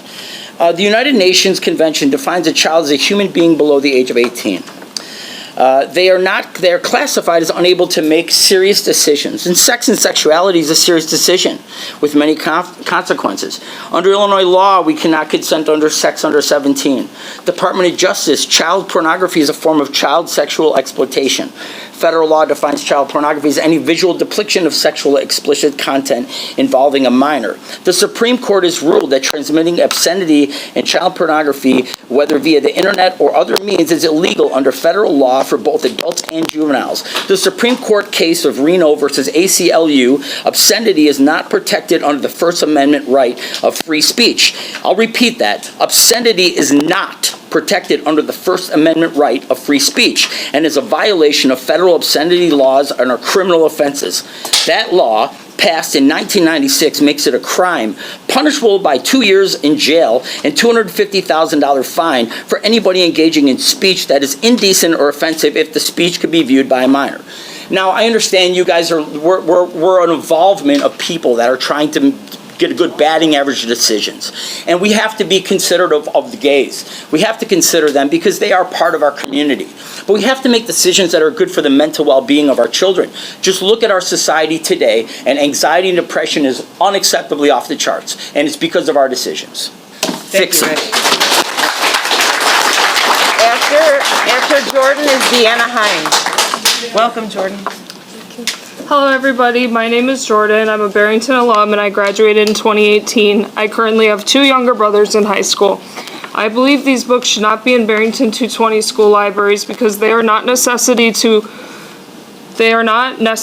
the curriculum. Therefore, our schools are not the place to include these. For those who feel they need it, Barrington Public Library is a fantastic place to obtain these reading resources. As stated in Barrington District 220's Code of Conduct, Chapter 7.27, Clause 3, they note that, quote, students are prohibited from accessing at school any publication that is socially inappropriate or inappropriate due to maturity levels of the students, including but not limited to material that is obscene, pornographic, or persuasively lewd or vulgar, contains indecent or vulgar language, or sexting as defined by school board policy and student handbook, end quote.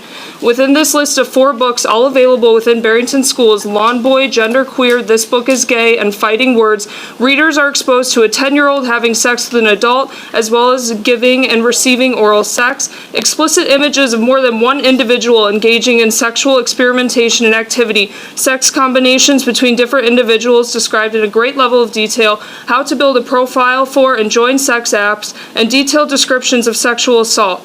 Referencing back to the clause in the Code of Conduct, the students would be accessing reading materials that violate the specifications within the clause. This argument is not about who is involved or described, it is about what acts are being described and shown, and that is porn.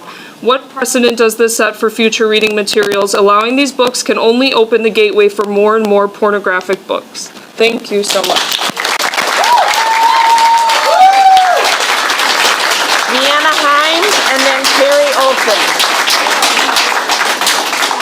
Deanna Hines and Carrie Olson.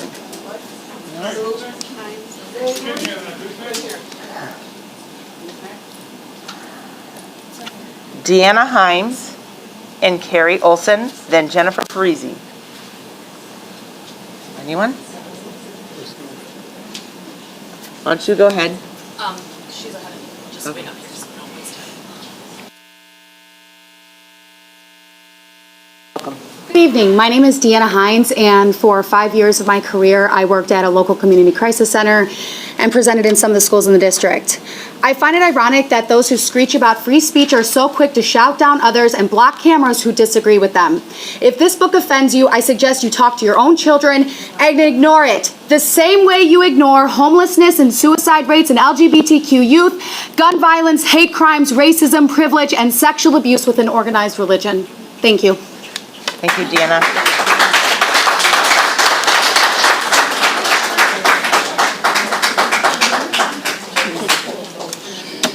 My name is Cassie Olson. Can we hear this? My name is Cassie Olson. I'm a Roslyn mom and third-generation Barrington resident. Thank you for the opt-out to SB 818. That is wonderful news. I have some remaining sex ed concerns. Last month, I spoke about District 220 making the move to teach fifth grade sex ed in a co-ed setting. I was among a group of parents that raised concerns to our principal and the director of elementary curriculum about this change. I do not believe 10 and 11-year-olds should have to watch a video featuring an animated erection in a co-ed group. The response that the principal and director of curriculum both gave me is that a Lurie's Children's rep consulted with the district and said elementary children should be taught sex ed in a co-ed setting. Lurie Children's was the buzzword that was supposed to make us stop asking questions. If a representative from a medical institution said very young children should discuss the awkwardness of their changing bodies in a co-ed group, parents were just supposed to accept this change. Some of us don't just accept questionable policy because we're told that the experts have spoken. At the last board meeting and in my email to the board last month, I asked you all what hard facts or specific data this Lurie's rep provided to show that it is beneficial to the majority of elementary age students to be taught sex ed in a mixed classroom. Another community member sent a FOIA request to see the presentation that led to these changes. 220 has not produced the presentation, but they did provide the name of our rep from Lurie's. Do you suppose Lurie sends doctors or psychologists out to discuss medical issues and data with our district? Well, think again. Per 220's response to a FOIA request, the Lurie's presentation, Josephine Kearns was a Lurie's gender consultant who spoke to the District 220. Her resume shows a work history including roles as a high school algebra teacher, a theatrical production manager, and a gender consultant. Josephine's Instagram proclaims they are a theater artist, gender consultant, activist, and in another post, Josephine claims to be a radical. Whatever Josephine Kearns does in their private life is none of my concern or business. I reiterate that point. Her private life is none of my business or concern.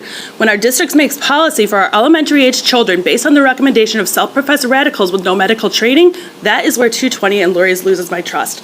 SB 818 news is very encouraging. Let's continue in the right direction and protect our children's innocence. Thank you.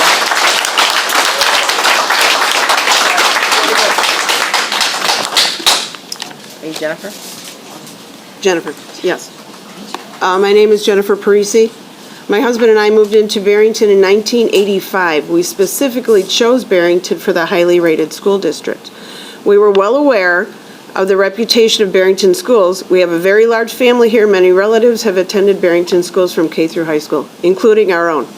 We had 4 children, and they all went K through 12 in the Barrington schools. We now have 3 grandchildren in the system, and we expect that they will receive the same education.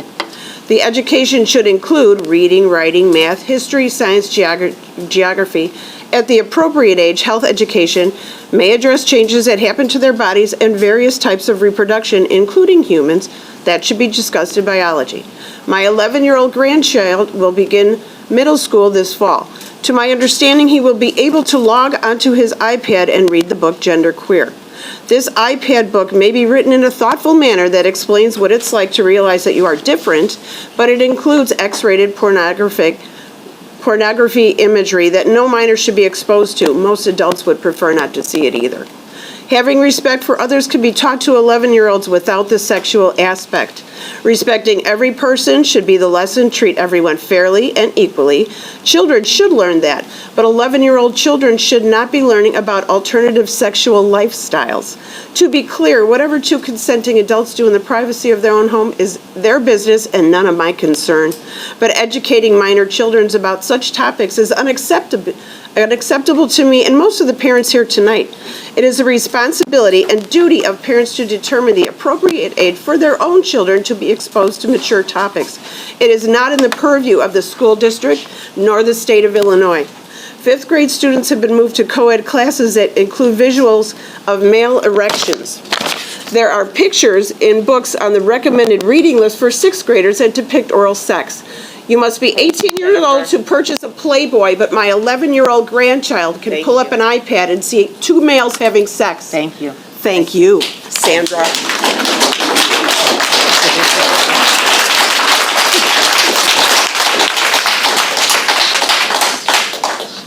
Brian Prigge and then Jane Papamitrio.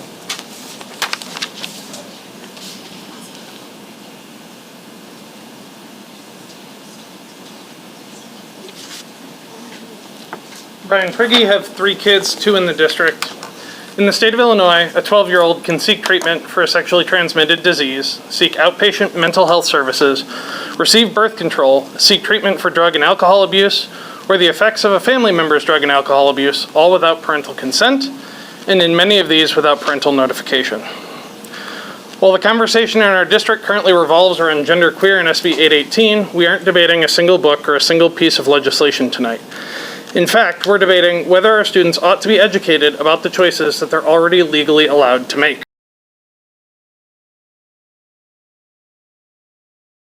Further, we're debating whether all students should be educated or only the cisgender heterosexual ones.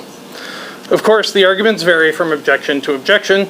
In the case of genderqueer, the content argument boils down to a discussion of genitals between two individuals assigned female at birth, one that would be chalked up to locker room talk if they were assigned male at birth, and a depiction that is no more pornographic than a demonstration of a condom on a banana.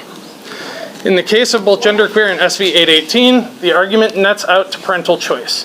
SB 818 very clearly states that parents may opt their children out of the curriculum without repercussion. The email that the district sent, which contained indirect reference to genderqueer, contained a content warning and was sent to parents. Parents that can choose whether they convey that particular title to their students. In our library, we have a wide variety of viewpoints, religions, and political stances. In our curriculum, no one is objecting to instruction on reproduction. Why is it that the only topics that come up are those that exclude our LGBTQ+ students? Let's ensure that all our students feel seen and have education available that meets their individual needs and the needs of our evolving society. We don't teach Palm Pilots and AOL keywords in technology anymore. Why are we resisting the modernization of our health curriculum too? Thank you very much. After Jane is Susan McGill. Jane?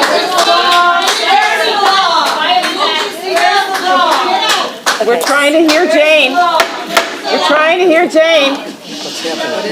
We're trying to hear Jane. Thank you, Jane. My name is Jane Papadimitriou. We cannot hear you. Let's just wait for a second.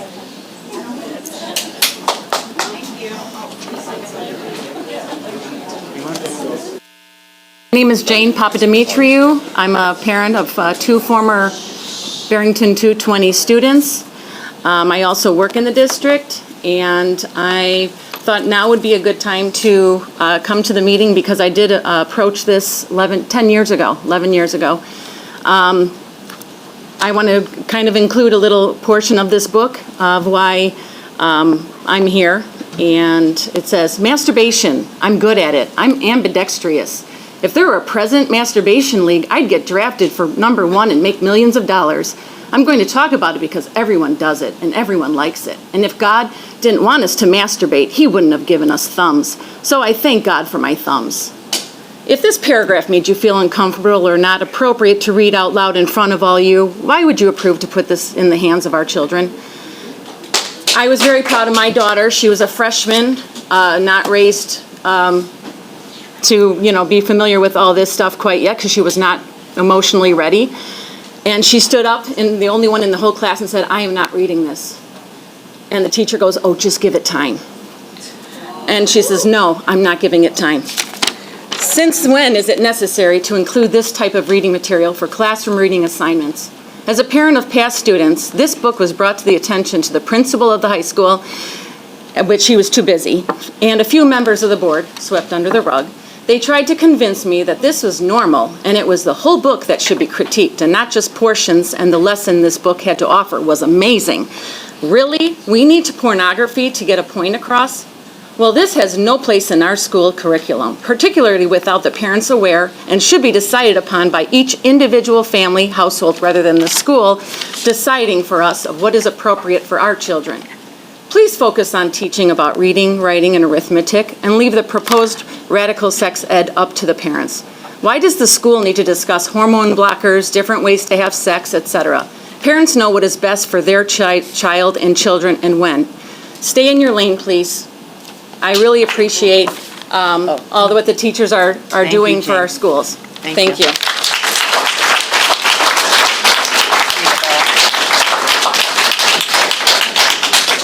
Susan McGill, and then Sarah Africano.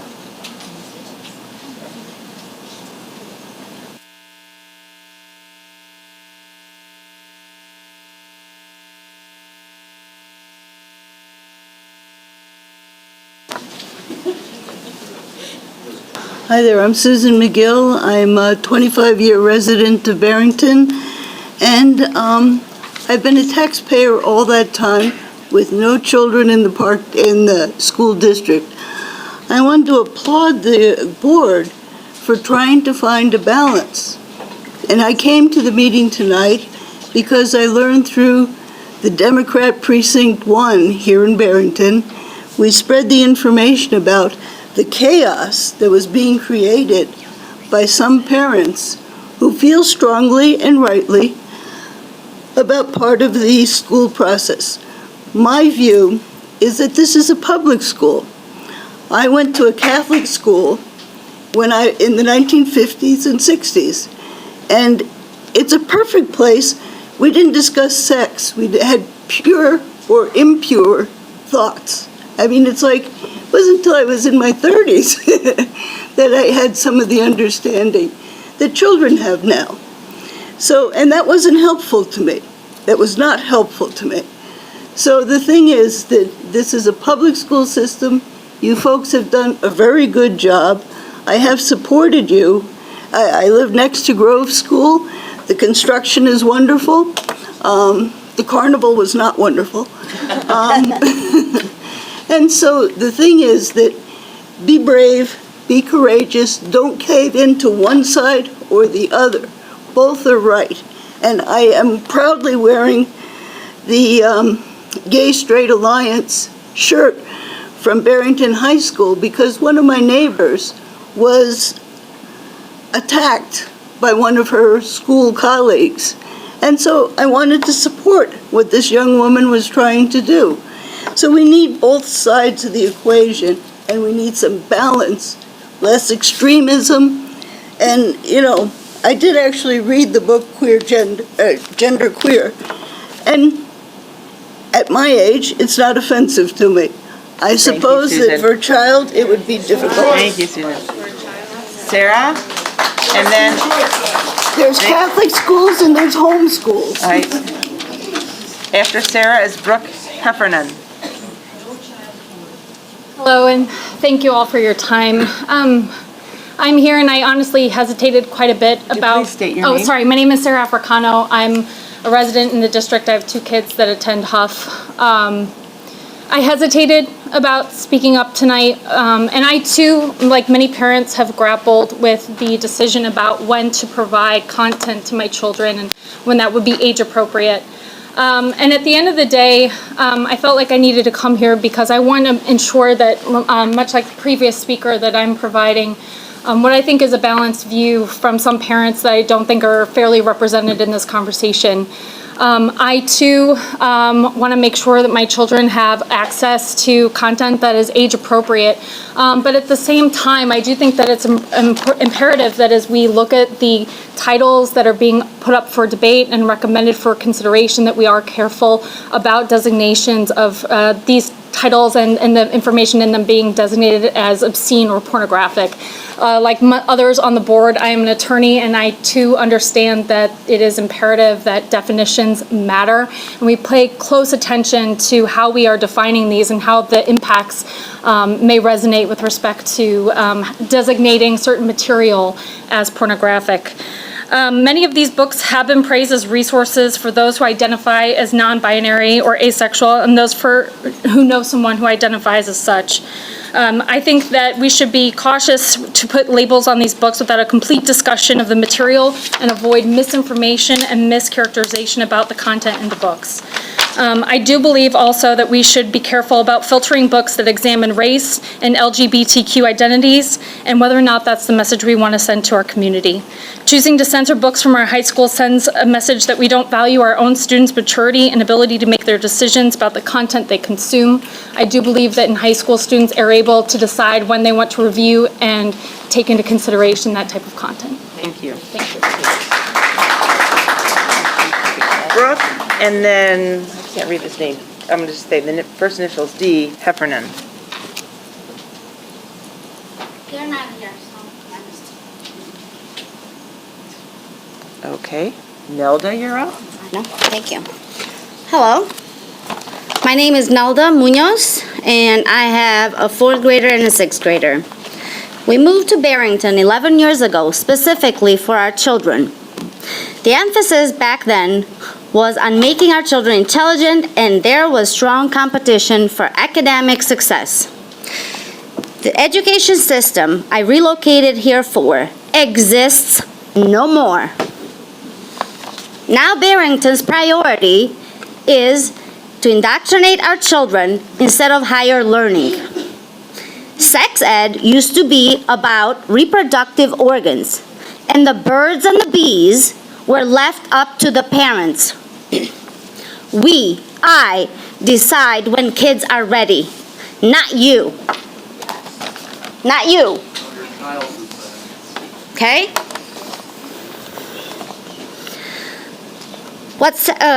Now you issue them porn and you decide what's right or wrong, what sexual positions are okay, and even instructions in real action pictures and explicit wording. Here's a book I just found the other day on my 12-year-old school property iPad called Fighting Words. I hope you're listening. This is from the book. Clifton put his hand on my leg, on the inside of my thigh, grabbed the bare skin beneath the bottom of my pajama shorts.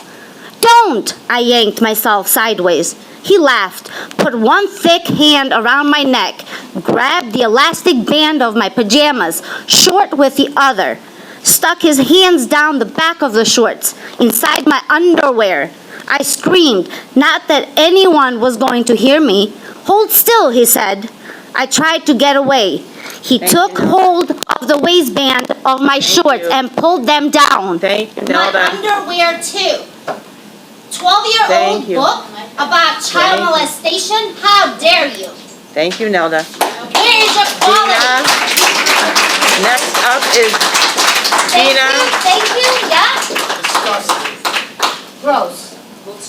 Next up is Bina Kamath Ray, and then Paul Rudnicki.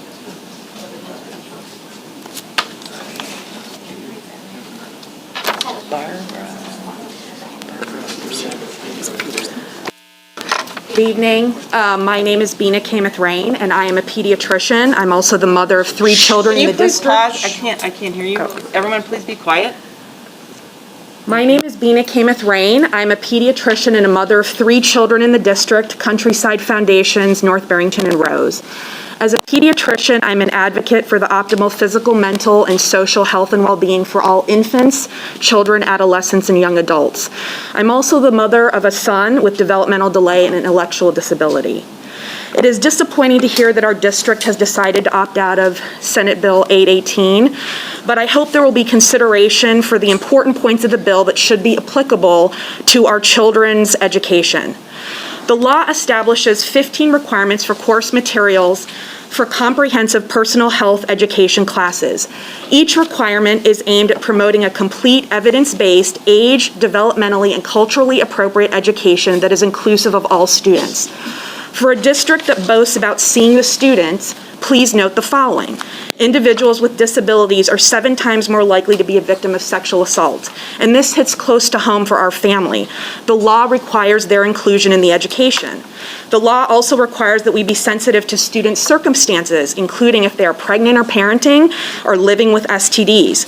Course material may not reflect or promote bias against any person on the basis of race, ethnicity, language, cultural background, citizenship, religion, HIV status, family structure, disability, gender, gender identity, gender expression, sexual orientation, or sexual behavior. The law requires education on consent, self-advocacy, developing healthy relationships, and how to seek confidential help when needed. It also requires that content be medically accurate, unbiased, and consistent with ethical medicine and public health. There has been a lot of talk in these meetings about parental choice and parental rights, and I choose for my kids to have access to an inclusive and evidence-based education. Thanks.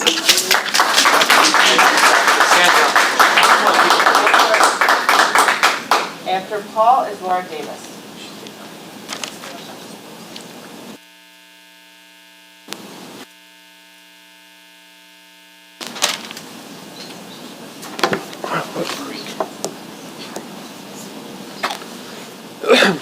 Good evening.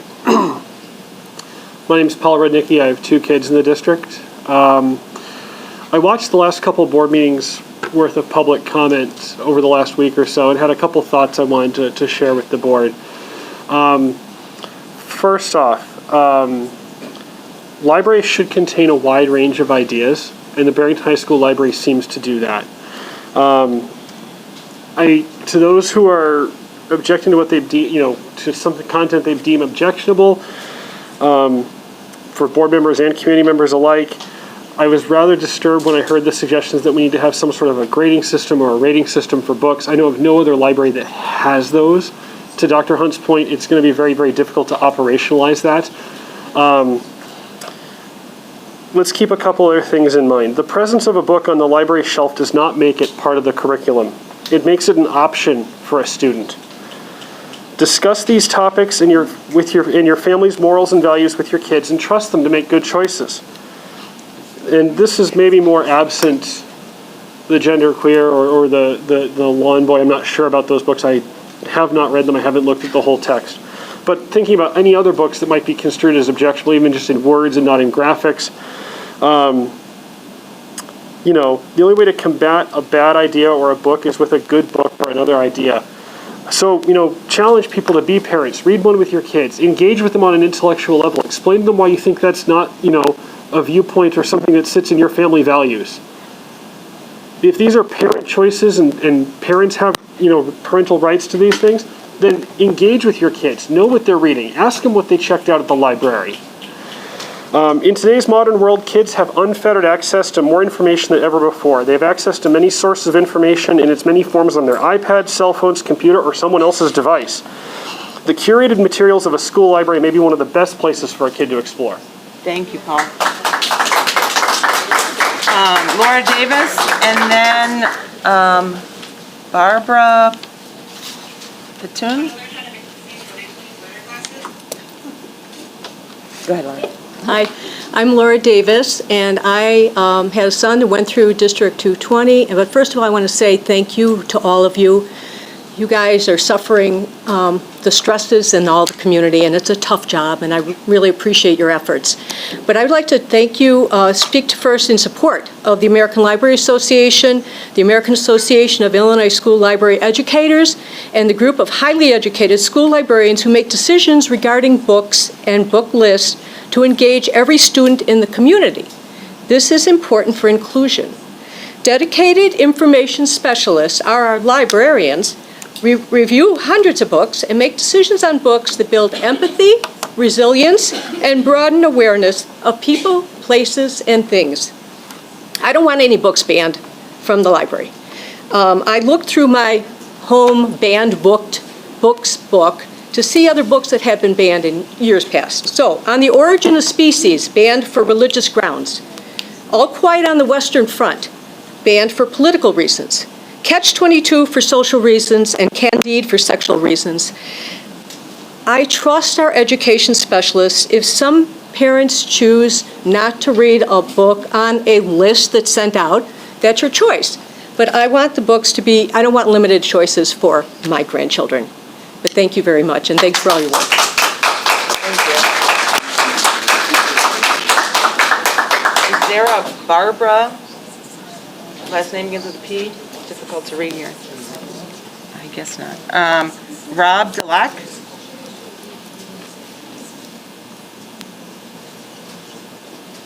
Katie Baldessano.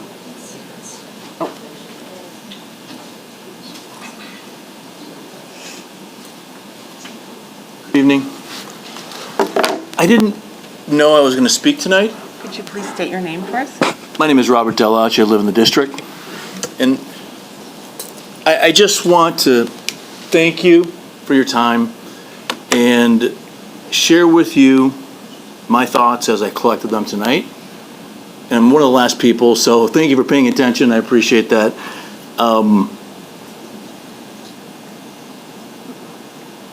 The ideology of transgender is wrong, and I don't believe in it.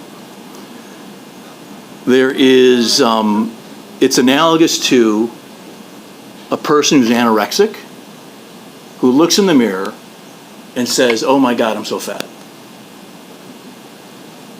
Just like somebody looks in a mirror and says, I'm a male when you're actually a female, or vice versa.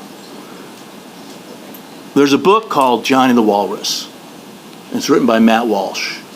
And he talks about Johnny, who has an imagination, a really big imagination, and that he's a walrus. And everybody tells him, and he thinks he's a walrus, and so then his mom starts to wonder if he's really a walrus. So she takes him to a doctor, and the doctor says, yep, your son's a walrus. You can feed him worms, take him to the zoo, and sure enough, Johnny didn't like eating worms. He didn't like really being in the zoo. And then his mom kind of came to her senses and thought, you know what, I better get back to what Johnny really is. He's a boy with an imagination. So that's really all I wanted to say, and thank you very much.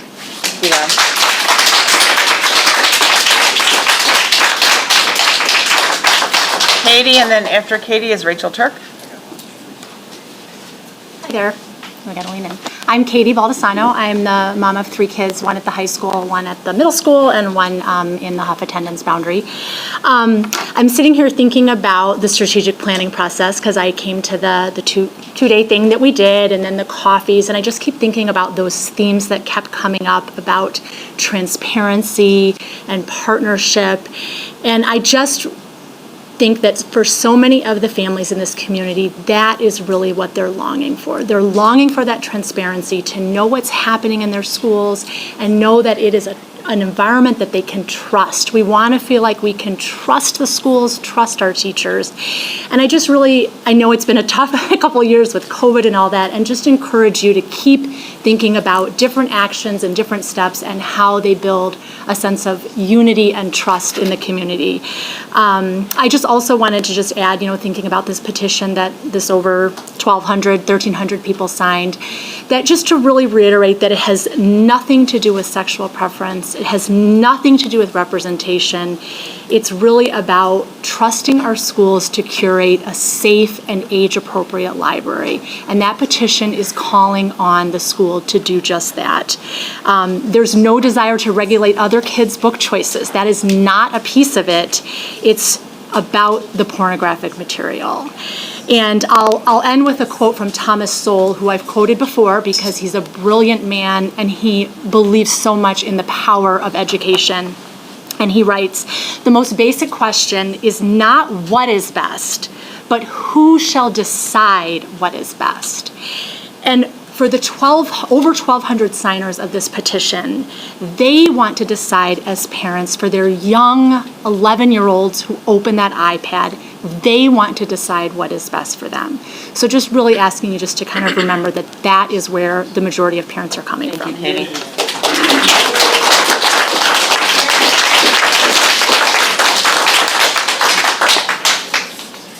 I'm going to ask Barbara again. No, Barbara? Rachel Turk? Oh. I apologize, I can't. I'm really tired of My name is Barbara Peterson. I have 2 of the sweetest, most lovely grandchildren in the school district. Okay. My name is Barbara Peterson. I have 2 of the sweetest, most lovely little granddaughters that are in the school district. I'm here, I don't have anything prepared, I don't have an agenda prepared, but I'm here as a grandparent who has seen what has happened in our school system with what's been happening throughout this country. And I have to say that when I grew up in a neighborhood, we had families, I was in a school that had good moral values, I went to Catholic school, and I feel like I got a good education as well as a good upbringing. And I think we've gone away from that in our schools, and it's sad to me. I am sick to my stomach when I hear about these books, which I would never read. I don't know why it's not very black and white to all of you that are on the board as to this pornography that is in the schools, and that it is not, I'm surprised it's not been immediately removed while it's being under review. That it should be put away so you can have the time that I understand you need both legally and otherwise to review this. But I am appalled that it's still on the shelves in the schools. I have seen my little grandchildren that now have had, one of them has had the sex education class that I was able to see, but was given to her, and I think it changes them a little bit. Personally, I've said, if you ever want to talk to Grandma about anything, you can. And I know that she's a little bit more withdrawn and shy.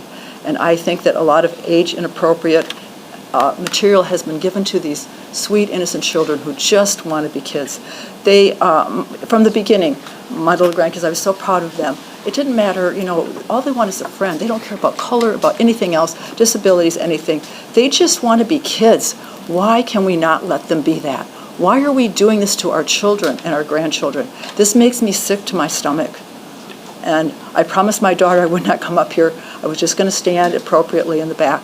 But I do feel from my heart I have to say Barbara. something. Okay. Thank you. Okay, Rachel Turk, and then after Rachel is Robert Winden. What's your problem? No, he's not with the press. If he's with the press, he should go back there. The floor is with Rachel. We need to be able to hear Rachel. Hello, hi, my name is Rachel Turk, and I have 2 BHS graduates and an incoming freshman. Since 1973, the Supreme Court has used the Miller test as a standard to define obscene materials. The Miller test has 3 parts, one of which is, quote, whether the work taken as a whole lacks serious literary, artistic, political, or scientific value, end quote.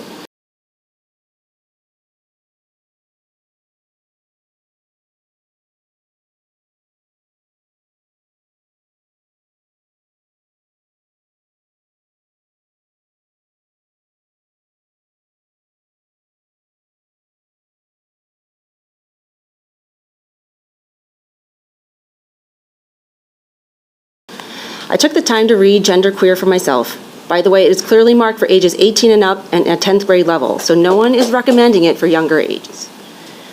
If someone asked me to sum up this book in one word, I would not say porn, I would say struggle. For the many people here who haven't read the book, this graphic novel is a memoir of a non-binary person as she goes by she in her youth, struggles to fit in all through her childhood, puberty, and adulthood. She repeatedly struggles with her own body, her feelings, and trying to connect with others beyond friendships. She says it's like her gender is broken and her sexuality is broken. 90% of the book is her internal dialogue with this struggle. Out of the entire comic, I would say about 6 panels are very graphic and taken out of context. And taken out of context, they are very shocking. However, I think these images were included in the book to show her very real reluctance to touch her own or someone else's genitals or have anyone else touch her. She is out of graduate school before she even kisses anyone. This is not porn. The gentleman before asked how this one explicit fling could possibly be acceptable and how showing 2 dudes. If you had read the book, you would know that it was actually 2 women, and the woman with the strap-on was trying something in the hopes that she might help her connect with someone intimately without touching. People show this frame for shock value, but they don't show her face in the frame. It is distressed. She asks the other person to stop, so they stop. And in the next frame, they are lying side by side in bed, not touching. Can anyone here recall ever seeing a porn film that goes like that? Well, they don't go like that. It's all about the happy ending. In other words, this work as a whole, soon after that, the relationship ends, and she starts to wonder if she ever has sex again. It's not porn. This has serious literary merit. Thank you. Thank you, Rachel. Again, Rachel was interrupted, so I let her finish for a few seconds. Robert Winden. You didn't turn the microphone off, though, did you? Everybody else on the other side, you did, ma'am. Except hers, huh? You don't turn microphones off. Yeah, you did. Yeah, you did. Just lowered the volume. 500,000. Oh, that's all. I see. Good evening. First of all, thank you all for your patience this evening. Another long evening here. And it's wonderful to see so many parents out for things they are passionate about. I think one thing is clear, I think nobody is disagreeing, is that nobody wants pornography in the school library. Nobody wants age-inappropriate text to be taught to the kids. But the question is, who decides what that is? And I'm glad to hear the board is going to visit the policies. This is something that should be revisited from time to time. But I implore you guys to be careful. This is an incredibly slippery slope. If we say one thing is inappropriate and then the next thing is inappropriate, I've already heard in the past couple weeks conversations of different books that people don't want in the school library that I have read and that are incredibly important books that my children have read coming through this school system because they don't think they're age appropriate. As somebody who has spent a large part of my career prosecuting and working with child sex offenses and victims of these horrific offenses, I will tell you guys that there are incredibly important material that children have to read that is not comfortable. Not necessarily these books, but there are things that are important. And so it is very difficult to handle that slippery slope when we come to flat out removing things from our library and removing the access for people to see that. So I ask you guys to consider that very carefully as we move forward. And thank you guys for your time.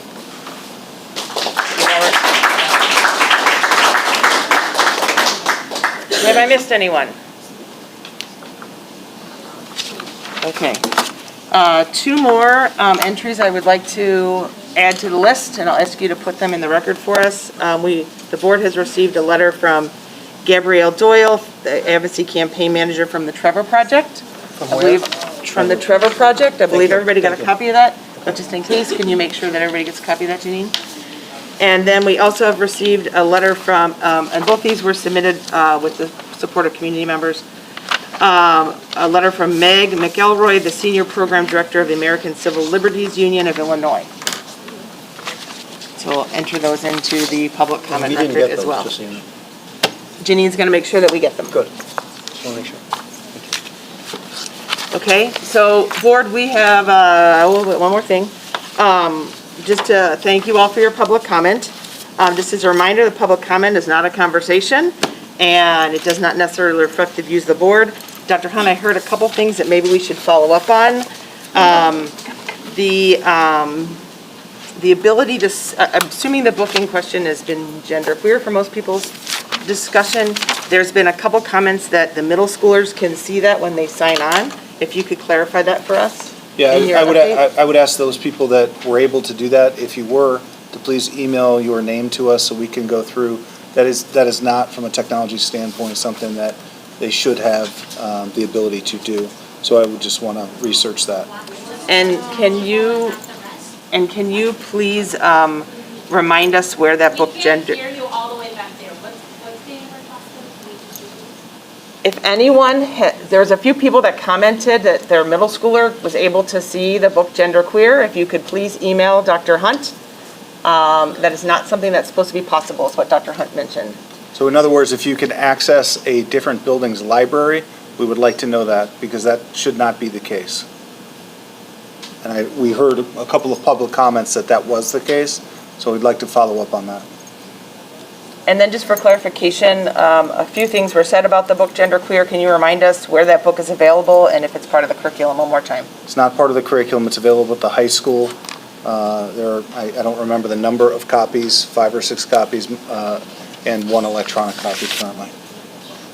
Okay. But didn't you say that all the copies have been removed while you guys are doing the review? I believe they're all checked out by those doing the review. The teachers know this because the email came from the teacher about genderqueer. It was not a glitch on the. I would assume that the online version is always available. That's correct. Yeah. Okay.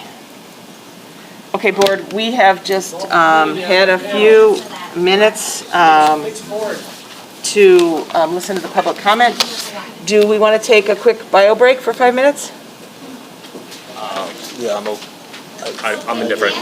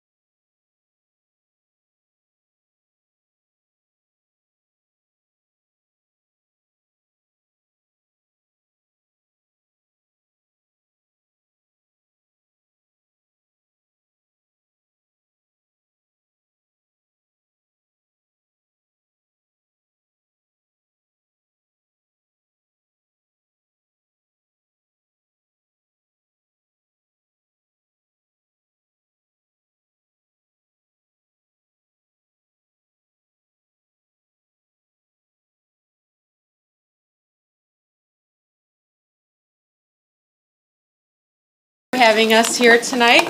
So tonight we're going to be providing a brief update, and Dr. Hunt already talked a little bit about it. But as it relates to Illinois Senate Bill 818, or the Keeping Students Safe and Healthy Act, we're going to provide some background and historical context as it relates to the 5th grade Human Growth and Development Unit, which is part of our science and health curriculum, and then current practice. So as it relates to Illinois Senate Bill 818, as previously mentioned by Dr. Hunt, this was a law that was passed in August of 2021, and districts were just recently notified on June 24th that the national sex ed standards were approved by ISB. And now a next step is that individual school districts have the option as to whether or not to provide sexual health education instruction. And then districts that do choose to provide instruction may choose and adapt the standards based on the needs of the district. So it's not the expectation that any district adopt the standards in full. There's 76 pages of national standards. We would by no means be obligated to teach all of them. We're expected to write a curriculum that's aligned to state and or national standards, if so approved.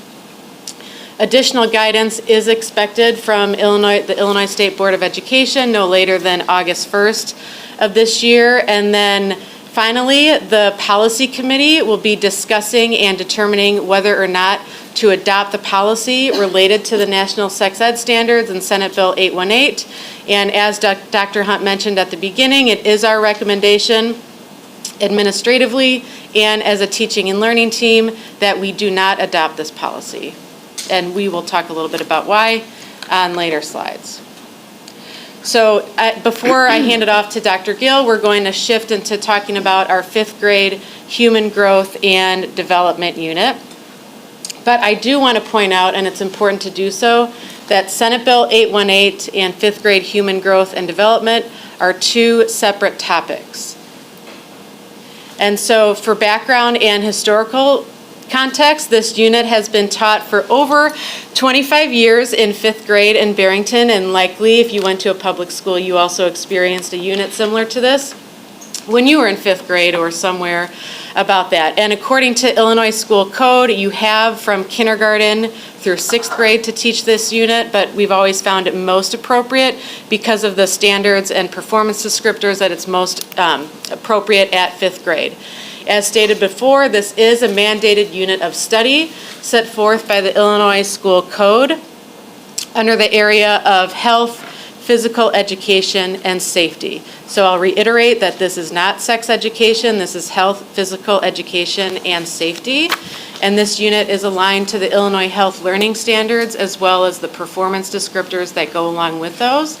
And then lastly, and then I'll hand it off to Dr. Gill, we did review this instructional unit and the Illinois unit or mandated unit of study in both 2013 as well as 2017 following our curriculum review and development process within science and health curriculum reviews, and there has been no change in materials since 2017.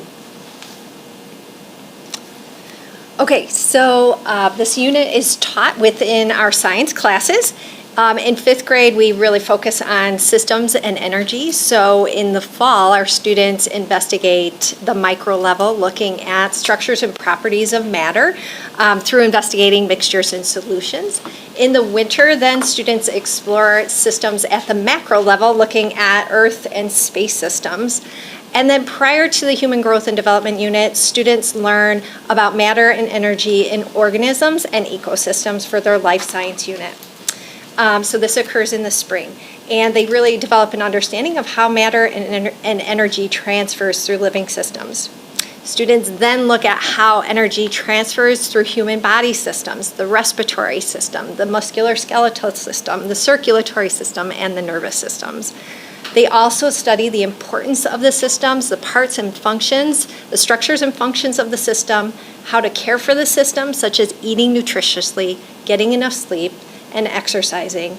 And then finally, students learn about the impact of drugs on these systems as well. At the end of this 5th grade study in life science, the students are taught a 3-day unit on human growth and development as the last human system of study. The focus is on changes in the body during puberty and how to care for yourself during puberty, such as getting enough exercise and getting enough sleep. We connect human growth and development to body systems so that students understand that puberty is a natural process and part of growth and development. So the standards for this unit, and again, these are Illinois health standards. The first one is students who meet the standard can describe factors that affect growth and development. The descriptors for this standard include defining the word puberty, identifying changes in the body associated with puberty, identifying characteristics of puberty and the effects of these changes on physical, mental, and social development, and understanding how proper amounts of rest, work, sleep, exercise, activity, and nutrition promote physical, mental, and social well-being. The second standard that aligns to this unit says students who meet the standard can apply decision-making skills related to the promotion and protection of individual health. So we talk about how cleanliness affects personal hygiene and health, and we talk about the analysis of consequences for poor health choices, such as staying up late playing video games. How does that affect your systems? The following topics are not in the school code for 5th grade. So these topics are not taught in 5th grade. Marriage, parenthood, and families, pregnancy and childbirth, sexual intercourse, gender identity, HIV/AIDS or sexually transmitted diseases, sexual intimidation or harassment. Again, those are not taught in 5th grade. So our current practice is that we have a 3-day unit taught in the spring of 5th grade connected to 5th grade focus on living systems and human body systems. The learning objectives, again, are what puberty is and why it happens, the changes during puberty, and the male and female reproductive systems. While many of our students are starting to go through puberty around 5th grade, again, that's why we have it in 5th grade, this unit is an introduction to puberty and then prepares students for a deeper study of these topics at middle school. We teach the unit in homeroom classes because it's important for students to learn medically accurate information about all gender changes. It's also important for children to remain in a classroom with a teacher and classmates that they know and an environment that they know. This is especially important for students with special needs. It respects all genders, and it is reflective of our middle school health classes. It also avoids liability and litigation. Parents and guardians, or parents and caregivers, are provided with the entire unit prior to instruction, including all of the materials used in the unit, the learning objectives, talking points for parents to use with their children, and additional resources from the American Academy of Pediatrics, as well as a procedure for opting out of the unit. Parents can, again, opt out of the whole 3-day unit or any one part of the unit as well. Typically, we have about 10 students who opt out of this unit across the district. That's over the last numerous years. This year, throughout the district, we had 6 students opt out of this unit. Future updates. So next year, we have decided to eliminate the 20-minute video. It is an older video. It was created in 2012, and we've used it for over 6 years. So it is time that we updated this resource. We will look for different options and alternatives to use starting next year. And that's all we have. Thank you for your time this evening. Any questions on the board? Yeah. Can you speak to specifically why the change was made during the 20-minute video and the period after not to separate boys and girls as we used to do? Yeah, so as Dr. Gill mentioned, the importance of having both genders have medically accurate information to understanding what happens to both bodies before, during, and after puberty. There's a lot of evidence out there from the medical field showing that to be helpful in preventing things like sexual abuse from happening. And it is also recommended from the Illinois State Board of Education that we do not specifically separate any genders for any type of instruction, let alone human growth and development. So those are some of the I mean, reasons. so I have 3 kids in the district. I have a high schooler, middle schooler, and I had a 5th grader who I did pull. So this change is very recent, and in Roslyn, it just happened this year.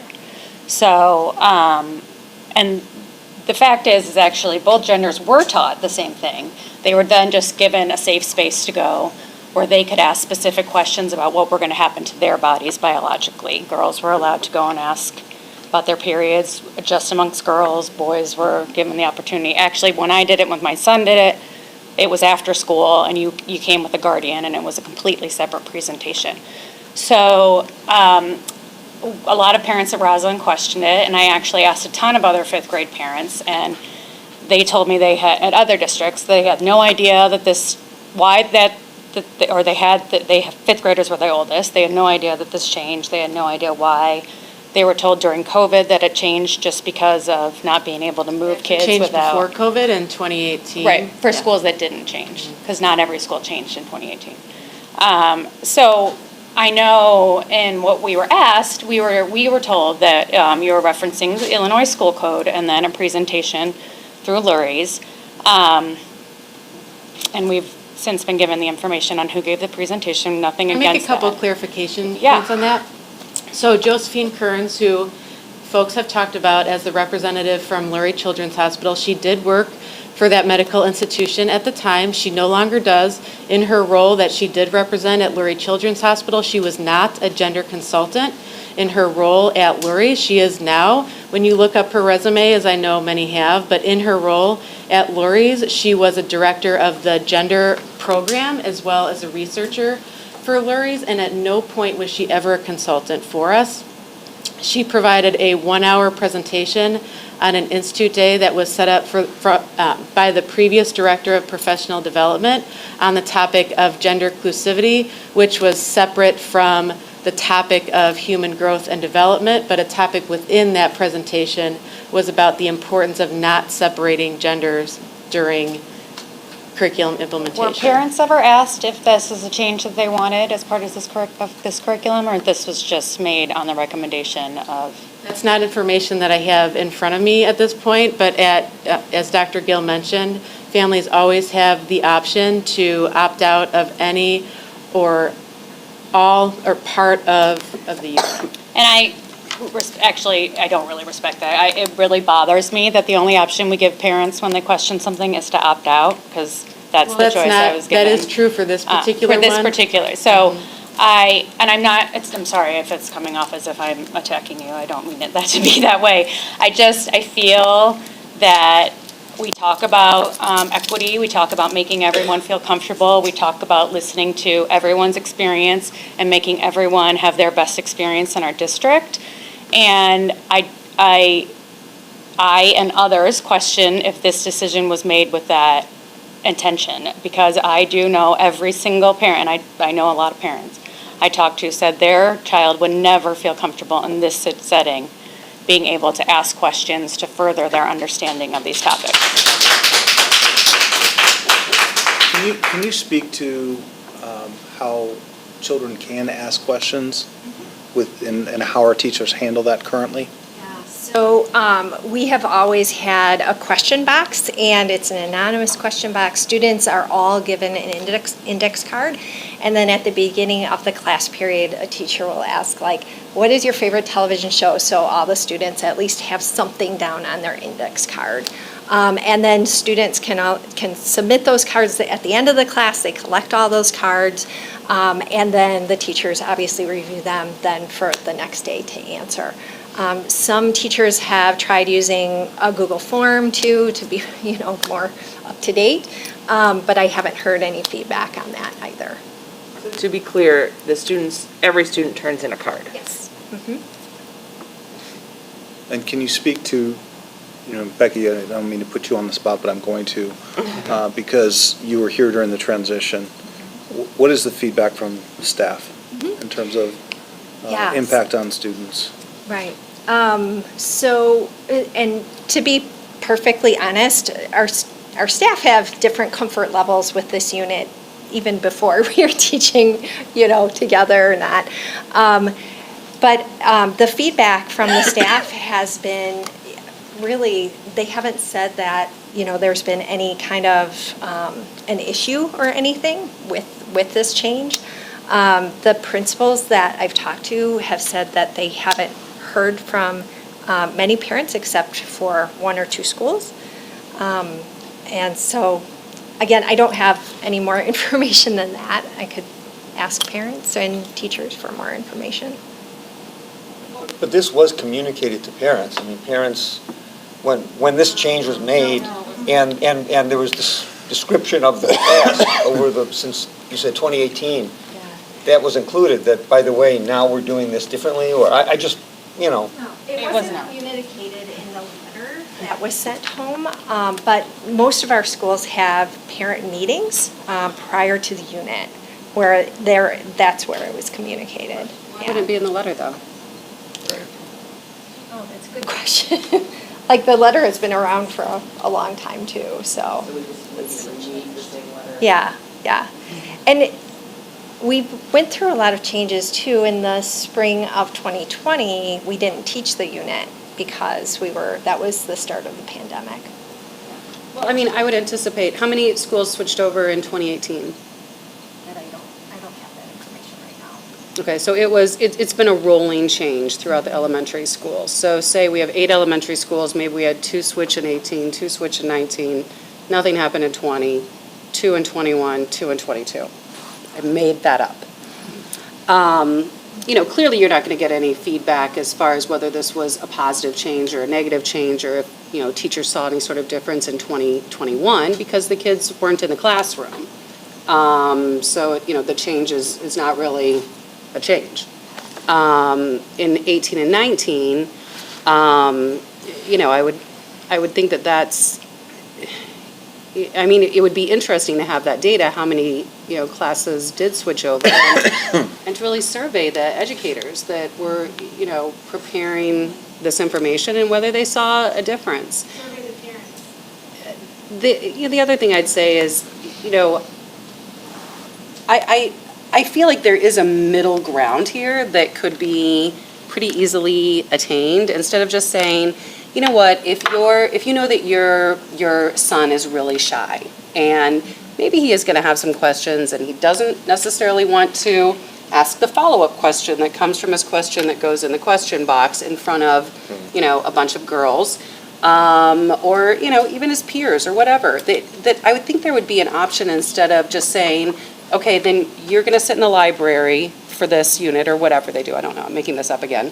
But, you're not going to participate. I would think that there would be an option to, opt in to a group of, peers, boys, whatever, and similarly for a girl. All of our kids, we have all, and all of our children have developed at completely different rates. You go through the middle school and you see men that look like men and boys that look like boys. It's a broad spectrum. And, everyone's comfort level with that is different. And, I do think that as parents, we know our kids well. We know what is going to give them embarrassment, especially, when you're still 10, 11 years old, and what would be a little bit more of a comfortable situation. So, I'm wondering if, as we, you're obviously reviewing the curriculum because you're pulling this video, looking at some other presentation methods or whatever, if there's an option to have, how do you want your kids to be presented this information if you choose not to opt out? I know some parents will just still strictly opt out. But I would think that maybe there would be, some sort of middle ground. And I will say that,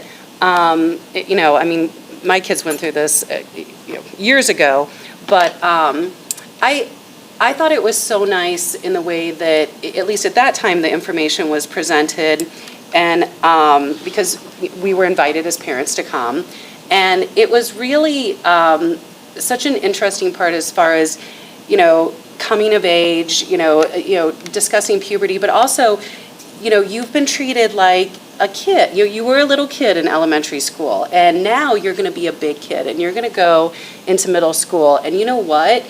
We support each other as women. We support each other. This isn't a competition about who's going to be. And you know, you know how middle school goes regardless. But I remember my daughter lighting up as we left, like, oh my gosh, yeah, this is girl power. We're entering into this new phase as women, and I have these mutual friends, and they have my back, and you know, similarly with my sons. So I do think that there's, you know, and I, again, am not an educator, and you know, haven't conducted these studies as far as providing information in, you know, all gender situation, but I do think there are times where it's okay to, you know, commandeer your inner girl power or whatever it is that, you know, you feel as an elementary student about to enter into a big school that you've never had to switch classes in before, and never had to have 8 different teachers, and never had to find your locker and all the other things. I mean, it kind of is a coming of age in more ways than just puberty. And I think that, you know, to kind of reassess if there's a way to still parse this out, you know, so that there's safe spaces, you know, for maybe the, you know, presentation of more intimate information, and to give a better way to ask questions than just, you know, kind of one, it's either one size fits all or opt out. Yeah, those are all things that we can certainly look at, and I think a step in the right direction now is making the decision to remove the video, because from my perspective, the feedback I've received, the feedback that Dr. Gill has received, it's all been sent as it relates to both genders being together, is that it's about the video and showing the video together. And we haven't received any other feedback, at least we haven't, from the perspective of genders being together for the other parts of the instructional unit over the course of 3 days that has been a concern together. So I do feel like the removal of the video is a step in the right direction while we look at the components of the instructional unit, which again are guided by the mandated unit of study. I have a question about other districts. I gotta believe this is a really hard statistic to find. Yeah, but so we actually did reach out Oh, you to did? surrounding districts that we do compare ourselves to, and it's split. Out of the 8 that got back to us, 4 separate and 4 And do they do that for the whole unit or just for a video? Or do you not know? We didn't ask that specific question. So you alluded to a civil rights issue and avoids liability and litigation. So, but obviously it is, other districts are separating boys and girls to learn about what is going to happen to their specific bodies during puberty. So, what litigation are we risking by Without doing going that? into legal details, as you know, that would not be appropriate, but we did have a situation where families approached the district and having concerns about students being misgendered and not wanting to be separated for the unit, so that at one particular building. So that was one of the reasons to start this investigation. And that's Even all though I'm- gender identity is specifically not taught in this unit, which we've Correct. discussed. So I know at Roslyn, because this did not go over well, amongst a lot of parents, it was asked, why couldn't we show the video? We have 3 classrooms. Why couldn't one be, if boys and girls wanted to be there together, one be girls and one be boys? And then have a questions in that situation, and we were shot down. I just feel I feel that a unilateral decision was made without perhaps taking into account all the students and perhaps for some of the students, is how the feedback I've received. But I think what we've said with pulling the video out, looking at what would replace that, warrants us taking a step back and looking at how that's offered. I agree. That would be great.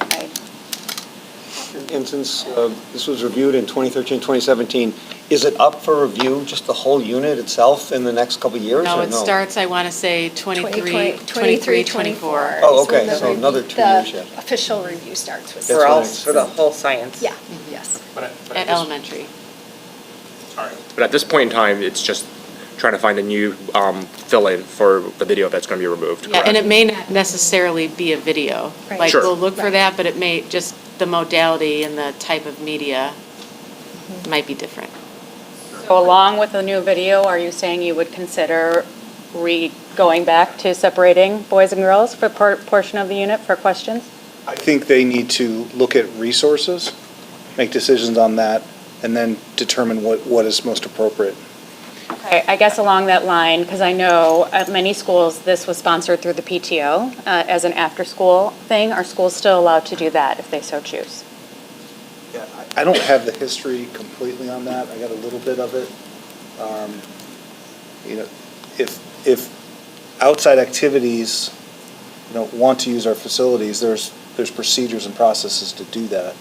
I don't want to speak for the PTO on whether they want to do that or not. Well, I know, I'm Yeah. not saying they do either, but it used to be run that we would bring in a speaker for girls and a speaker for boys, and it was sponsored not outside of the school, but the PTO sponsored it in our particular case.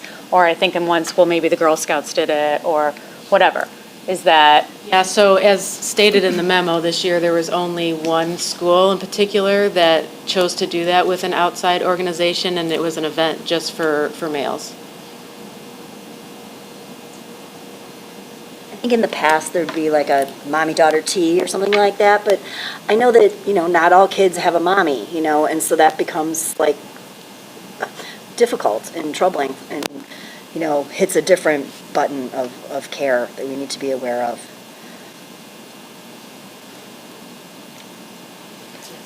Or a daddy, or, yeah, and we don't want to ostracize kids. Oh, absolutely. You should be able to come with a guardian or whoever you so choose, a trusted adult. I want to say that I feel like you guys got this. And the only thing that I would ask for is when and if we make a change, that we make it clear in the memo that goes out to the parents. Yeah, I agree. I trust your judgment. That's what you're here for. I feel like we're way too far on the dance floor. So, but will we hear back what the changes in the curriculum then? Time frame to look at this, the Yeah, so fall. Within the fall, because this unit is typically taught in April, and so in a timely manner prior to the unit's implementation. So let's do that work and take what we heard under consideration. We'll report back to the board. That'd be Probably in a excellent. weekly report. That would be excellent. Can I just want to back up a little bit. You're differentiating sex ed from a family planning unit. In 6th, 7th, 8th, 9th, 10th, 11th, 12th grade, they don't get sex ed at No, this point? so all of this, so remember what I said, it's Illinois Senate Bill 818 is different than the mandated units of study. So the mandated units of study in the state of Illinois fall under the category of health, physical education, and safety.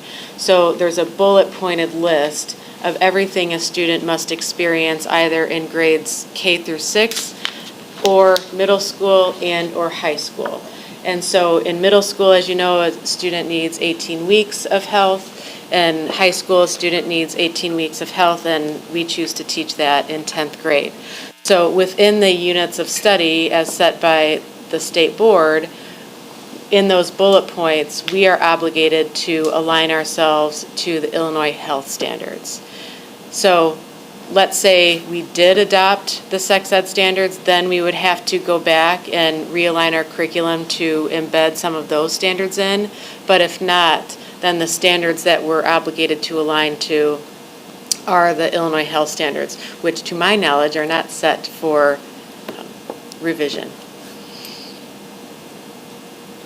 And- That could change, but it's not right now. And then going back to 818, so Yeah. we can't pick and choose we either have to say, yes, we're going to do this, or no, we're not? Or are there important things in 818 that we might want to share with our students in District 220. Yeah, so that's a conversation that we should have at the policy committee as to, because you do have to either adopt and say you're teaching sex ed or not teaching sex ed, but then if we decided to teach sex ed, then you could take the standards document and then choose which standards we teach within there. So let's say we felt as a district it was only appropriate to use the 612 standards, then we would have the ability to do so. But we feel we have what we need right now within the health standards to align with the mandated units of study, if that makes sense. That's not something you would, August 1st, it's approved and you're going to roll out this year. Oh, no, I That's something understand that. We would need at least we need to one look at full academic year to appropriately vet the standards. Dr. Hunt mentioned that if the resources associated with kind of changing our curriculum to really focus on all of these aspects of sex education is taking away from the core academic values that we are promoting and teaching in our schools, which makes sense. I mean, that's One of our the job. concerns discussed with our team, for sure. So like with the Illinois health standards, things like sexually transmitted infections are part of the health standards. So there are still some topics, but it's limited to what's set out in the health standards. So will we though look through, I guess I'm still confused. We received everything that we may choose from? Or is there still more So if we don't content adopt coming the that we need to look policy, at? if we don't adopt the policy, then there is nothing we need to do right now as it relates to curriculum, with the exception of reviewing the video or instructional materials to replace the video, because we're already aligned to the mandated units of study. Should we decide to adopt the policy, we would be able to pick and choose pieces of it. So if there's 100 things, we can pick one. Well, Is I that mean, right? there's 76 pages of standards, so we wouldn't necessarily teach all 76 pages, but we would align our curriculum to the standards, because standards themselves, just like a textbook, is not a curriculum. They're a set of standards that help inform curricula. But we could choose that one standard and implement it in our current curriculum as well, right? Which one standard? If there's 76 pages and there's one piece of it that we like. If we don't adopt the policy, no, we're not using any of these standards. I think To my understanding, ISB has responded to whether the district can adopt all or nothing. Correct. Yeah. Okay, that clarifies. Okay. I thought Like, it was. yeah, right. Okay, that's where I'm confused. I guess I'm just troubled that there's been no change in material since 2017, but things have changed. You know, things are happening, and I just want to make sure that we stay on the cutting edge. That's what Barrington does with all their curriculum. So I agree, we don't want to spend more energy than we have to, but we also don't want to teach our kids something from 2013 when in 2023 that may not apply anymore. But health is part of the curriculum cycle. Just like every curriculum comes around 5 years, 7 years? Every 7 years. And 23, did I hear? Yes, starting in 2023 23, starts the process. So that first year is really that research, and then the second year is the design and develop, and the third year is implementation. We will be looking at this.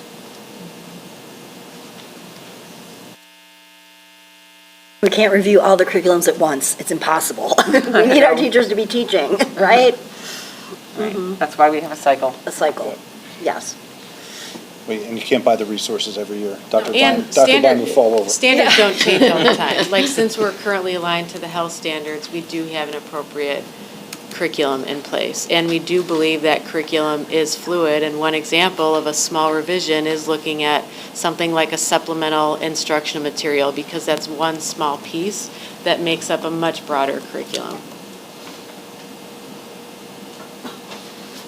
We appreciate you recognizing that and trying to fix it. And just clarify for me, so the health and PE standards that, or maybe I'm using the wrong term, what did we just update? You were talking about the PE teachers and... PE curriculum. And that has nothing to do with the health curriculum? I mean, that's a separate... some of the health standards are overlapped with PE. And so, yes, they do talk about nutrition, they talk about proper exercise and the importance of exercise.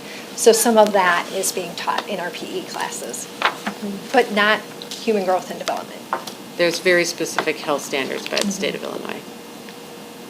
Just want to be clear exactly Yeah. what we're doing and what we need to be doing. Okay.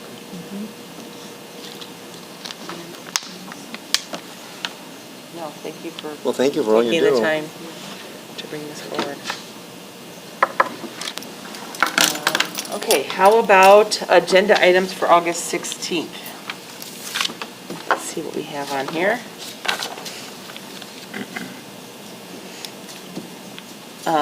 We'll have an action item to adopt the textbook instructional materials. Just a reminder, we did that kind of at the end of the year. This Yep. board talked about, let's do it at the front end. So if you're thinking we just did that, well, we did recently do that, but we're looking at resources and materials for the upcoming school year. So this list then is going to be posted publicly when? Or is it already out there? I didn't check, to be honest. So prior to the launch of the new website, it was up there. I'm not sure, and Samantha, you can correct me if I'm wrong, but it should be on the website. And after board approval, we'll replace it with the new one. No, but I'm talking about the new one. Because Right after board approval, we'll put it on there. is it, I guess my question is, does it need to be up there prior to board approval too? I mean, because we can vote on it, but I guess, don't we want to get a sense of what parents think of these materials as well? We bring it to you as representatives of the community and recommend it to you to approve. I'm just trying to think of what we looked at this year. It was hundreds of pages of books, and I'm not sure how the Well, but 7 of us. Dr. Hunt said that they would highlight any changes in the curriculum and draw it to our specific attention. Well, that's fair, but that doesn't mean that So then you things could that go to were, last year's list essentially. yeah. And remember, this is the core, right? Correct. We approved the core curriculum. Okay, so then, I guess, school starts on the 17th, right? Kindergarten? 22nd or 23rd or something? I'm sorry, the 18th, okay. Students don't start Students are on class the until 22nd? Okay. I don't know, I guess I'm concerned because I just know that I don't think I have the bandwidth to go through hundreds of pages of, and I get that you're gonna identify the changes, but who's to say that it's just gonna be the changes that need to be verified? I don't know, I'm kind of thinking out loud right now. I don't know what the rest of you guys think. I had a different understanding of how we were I gonna do think this. by law, we have to approve, we have to take this action for policy. Yeah. So, wait, Yeah, what is how the does that work? timeline again? What's the timeline? District has typically done this at the end of the school year. Right, but we agree that that's not right. The board In the asked past- that we move that up, Yeah. so we are moving it up. Now, maybe with this first year, it's difficult because it's a quick turnaround. And Steve, if you want to go through all of that, I would start with what we currently have out there. I would assume the vast There's majority. going to be very, very minimal changes. Yeah, so the vast majority is consistent with what you approved 2 months ago. Well, to be fair though, I think, and I won't speak for everybody, I just know when we approved it in what, June, was it? Or was it the May meeting, the second It's May meeting? April, if I Was it remember second, or was it the second April meeting? I mean, we were 4 weeks away from the end of school. It had been in effect for, what, That's why 7 we're months? changing That's why we're doing it in August now. That's why we're changing the No, process. no, I understand, but what I'm saying is, again, my takeaway from that meeting was just, all right, well, it's already been in place, so, why dissent at this point? Right, no, I understand. So this would be my suggestion, this is what I did. Please inform So, me. if you're interested in newer materials that are being presented, then I would just look at the copyright dates of the publications. They're all listed, Sure. right? And again, we'll highlight what's changing. Copyright and the ISBN number and everything are all accessible on the report. To your point, Steve, maybe this year is not the year to do it because we have a tight turnaround, but maybe now, and we can keep working our way up to having this be done earlier and Right, earlier. maybe like in At the June. beginning of the summer. So that we can approve it and then there's some time for the And parents to that's- look at As this we too. review curriculum and resources, we can bring those changes with those approvals. So this is a short blip because like the timeline indicated before, the presentation was given in April, but unfortunately it was for the current year. Now, in the 22-23 school year, we'll provide another presentation in April or however the timeline is determined by the board, which will include the report for the 23-24 school year. So you won't even have to wait until the summer. Makes sense? Sounds like good Okay, improvements. that's helpful. Okay. Yeah. Thank you. All right. Do we have a motion to approve the confidentially closed session minutes? So moved. Roll call, please. Leah Colister-Lazari. Yes. Angela Wilcox. Yes. Sandra Bradford. Yes. Barry Altshuler. Yes. Katie Karam. Yes. Motion passes. I'm sorry, back to agenda items. When did we decide to discuss how books are curated, perhaps our definition of, which I agree is slippery slope, which is, I feel like if we could define things for people to the best of our ability as a district, we might Dr. Hunt was going to get assuage a back to lot us. of. Yeah. So. I'd like to just have some conversation with my team and what it would take.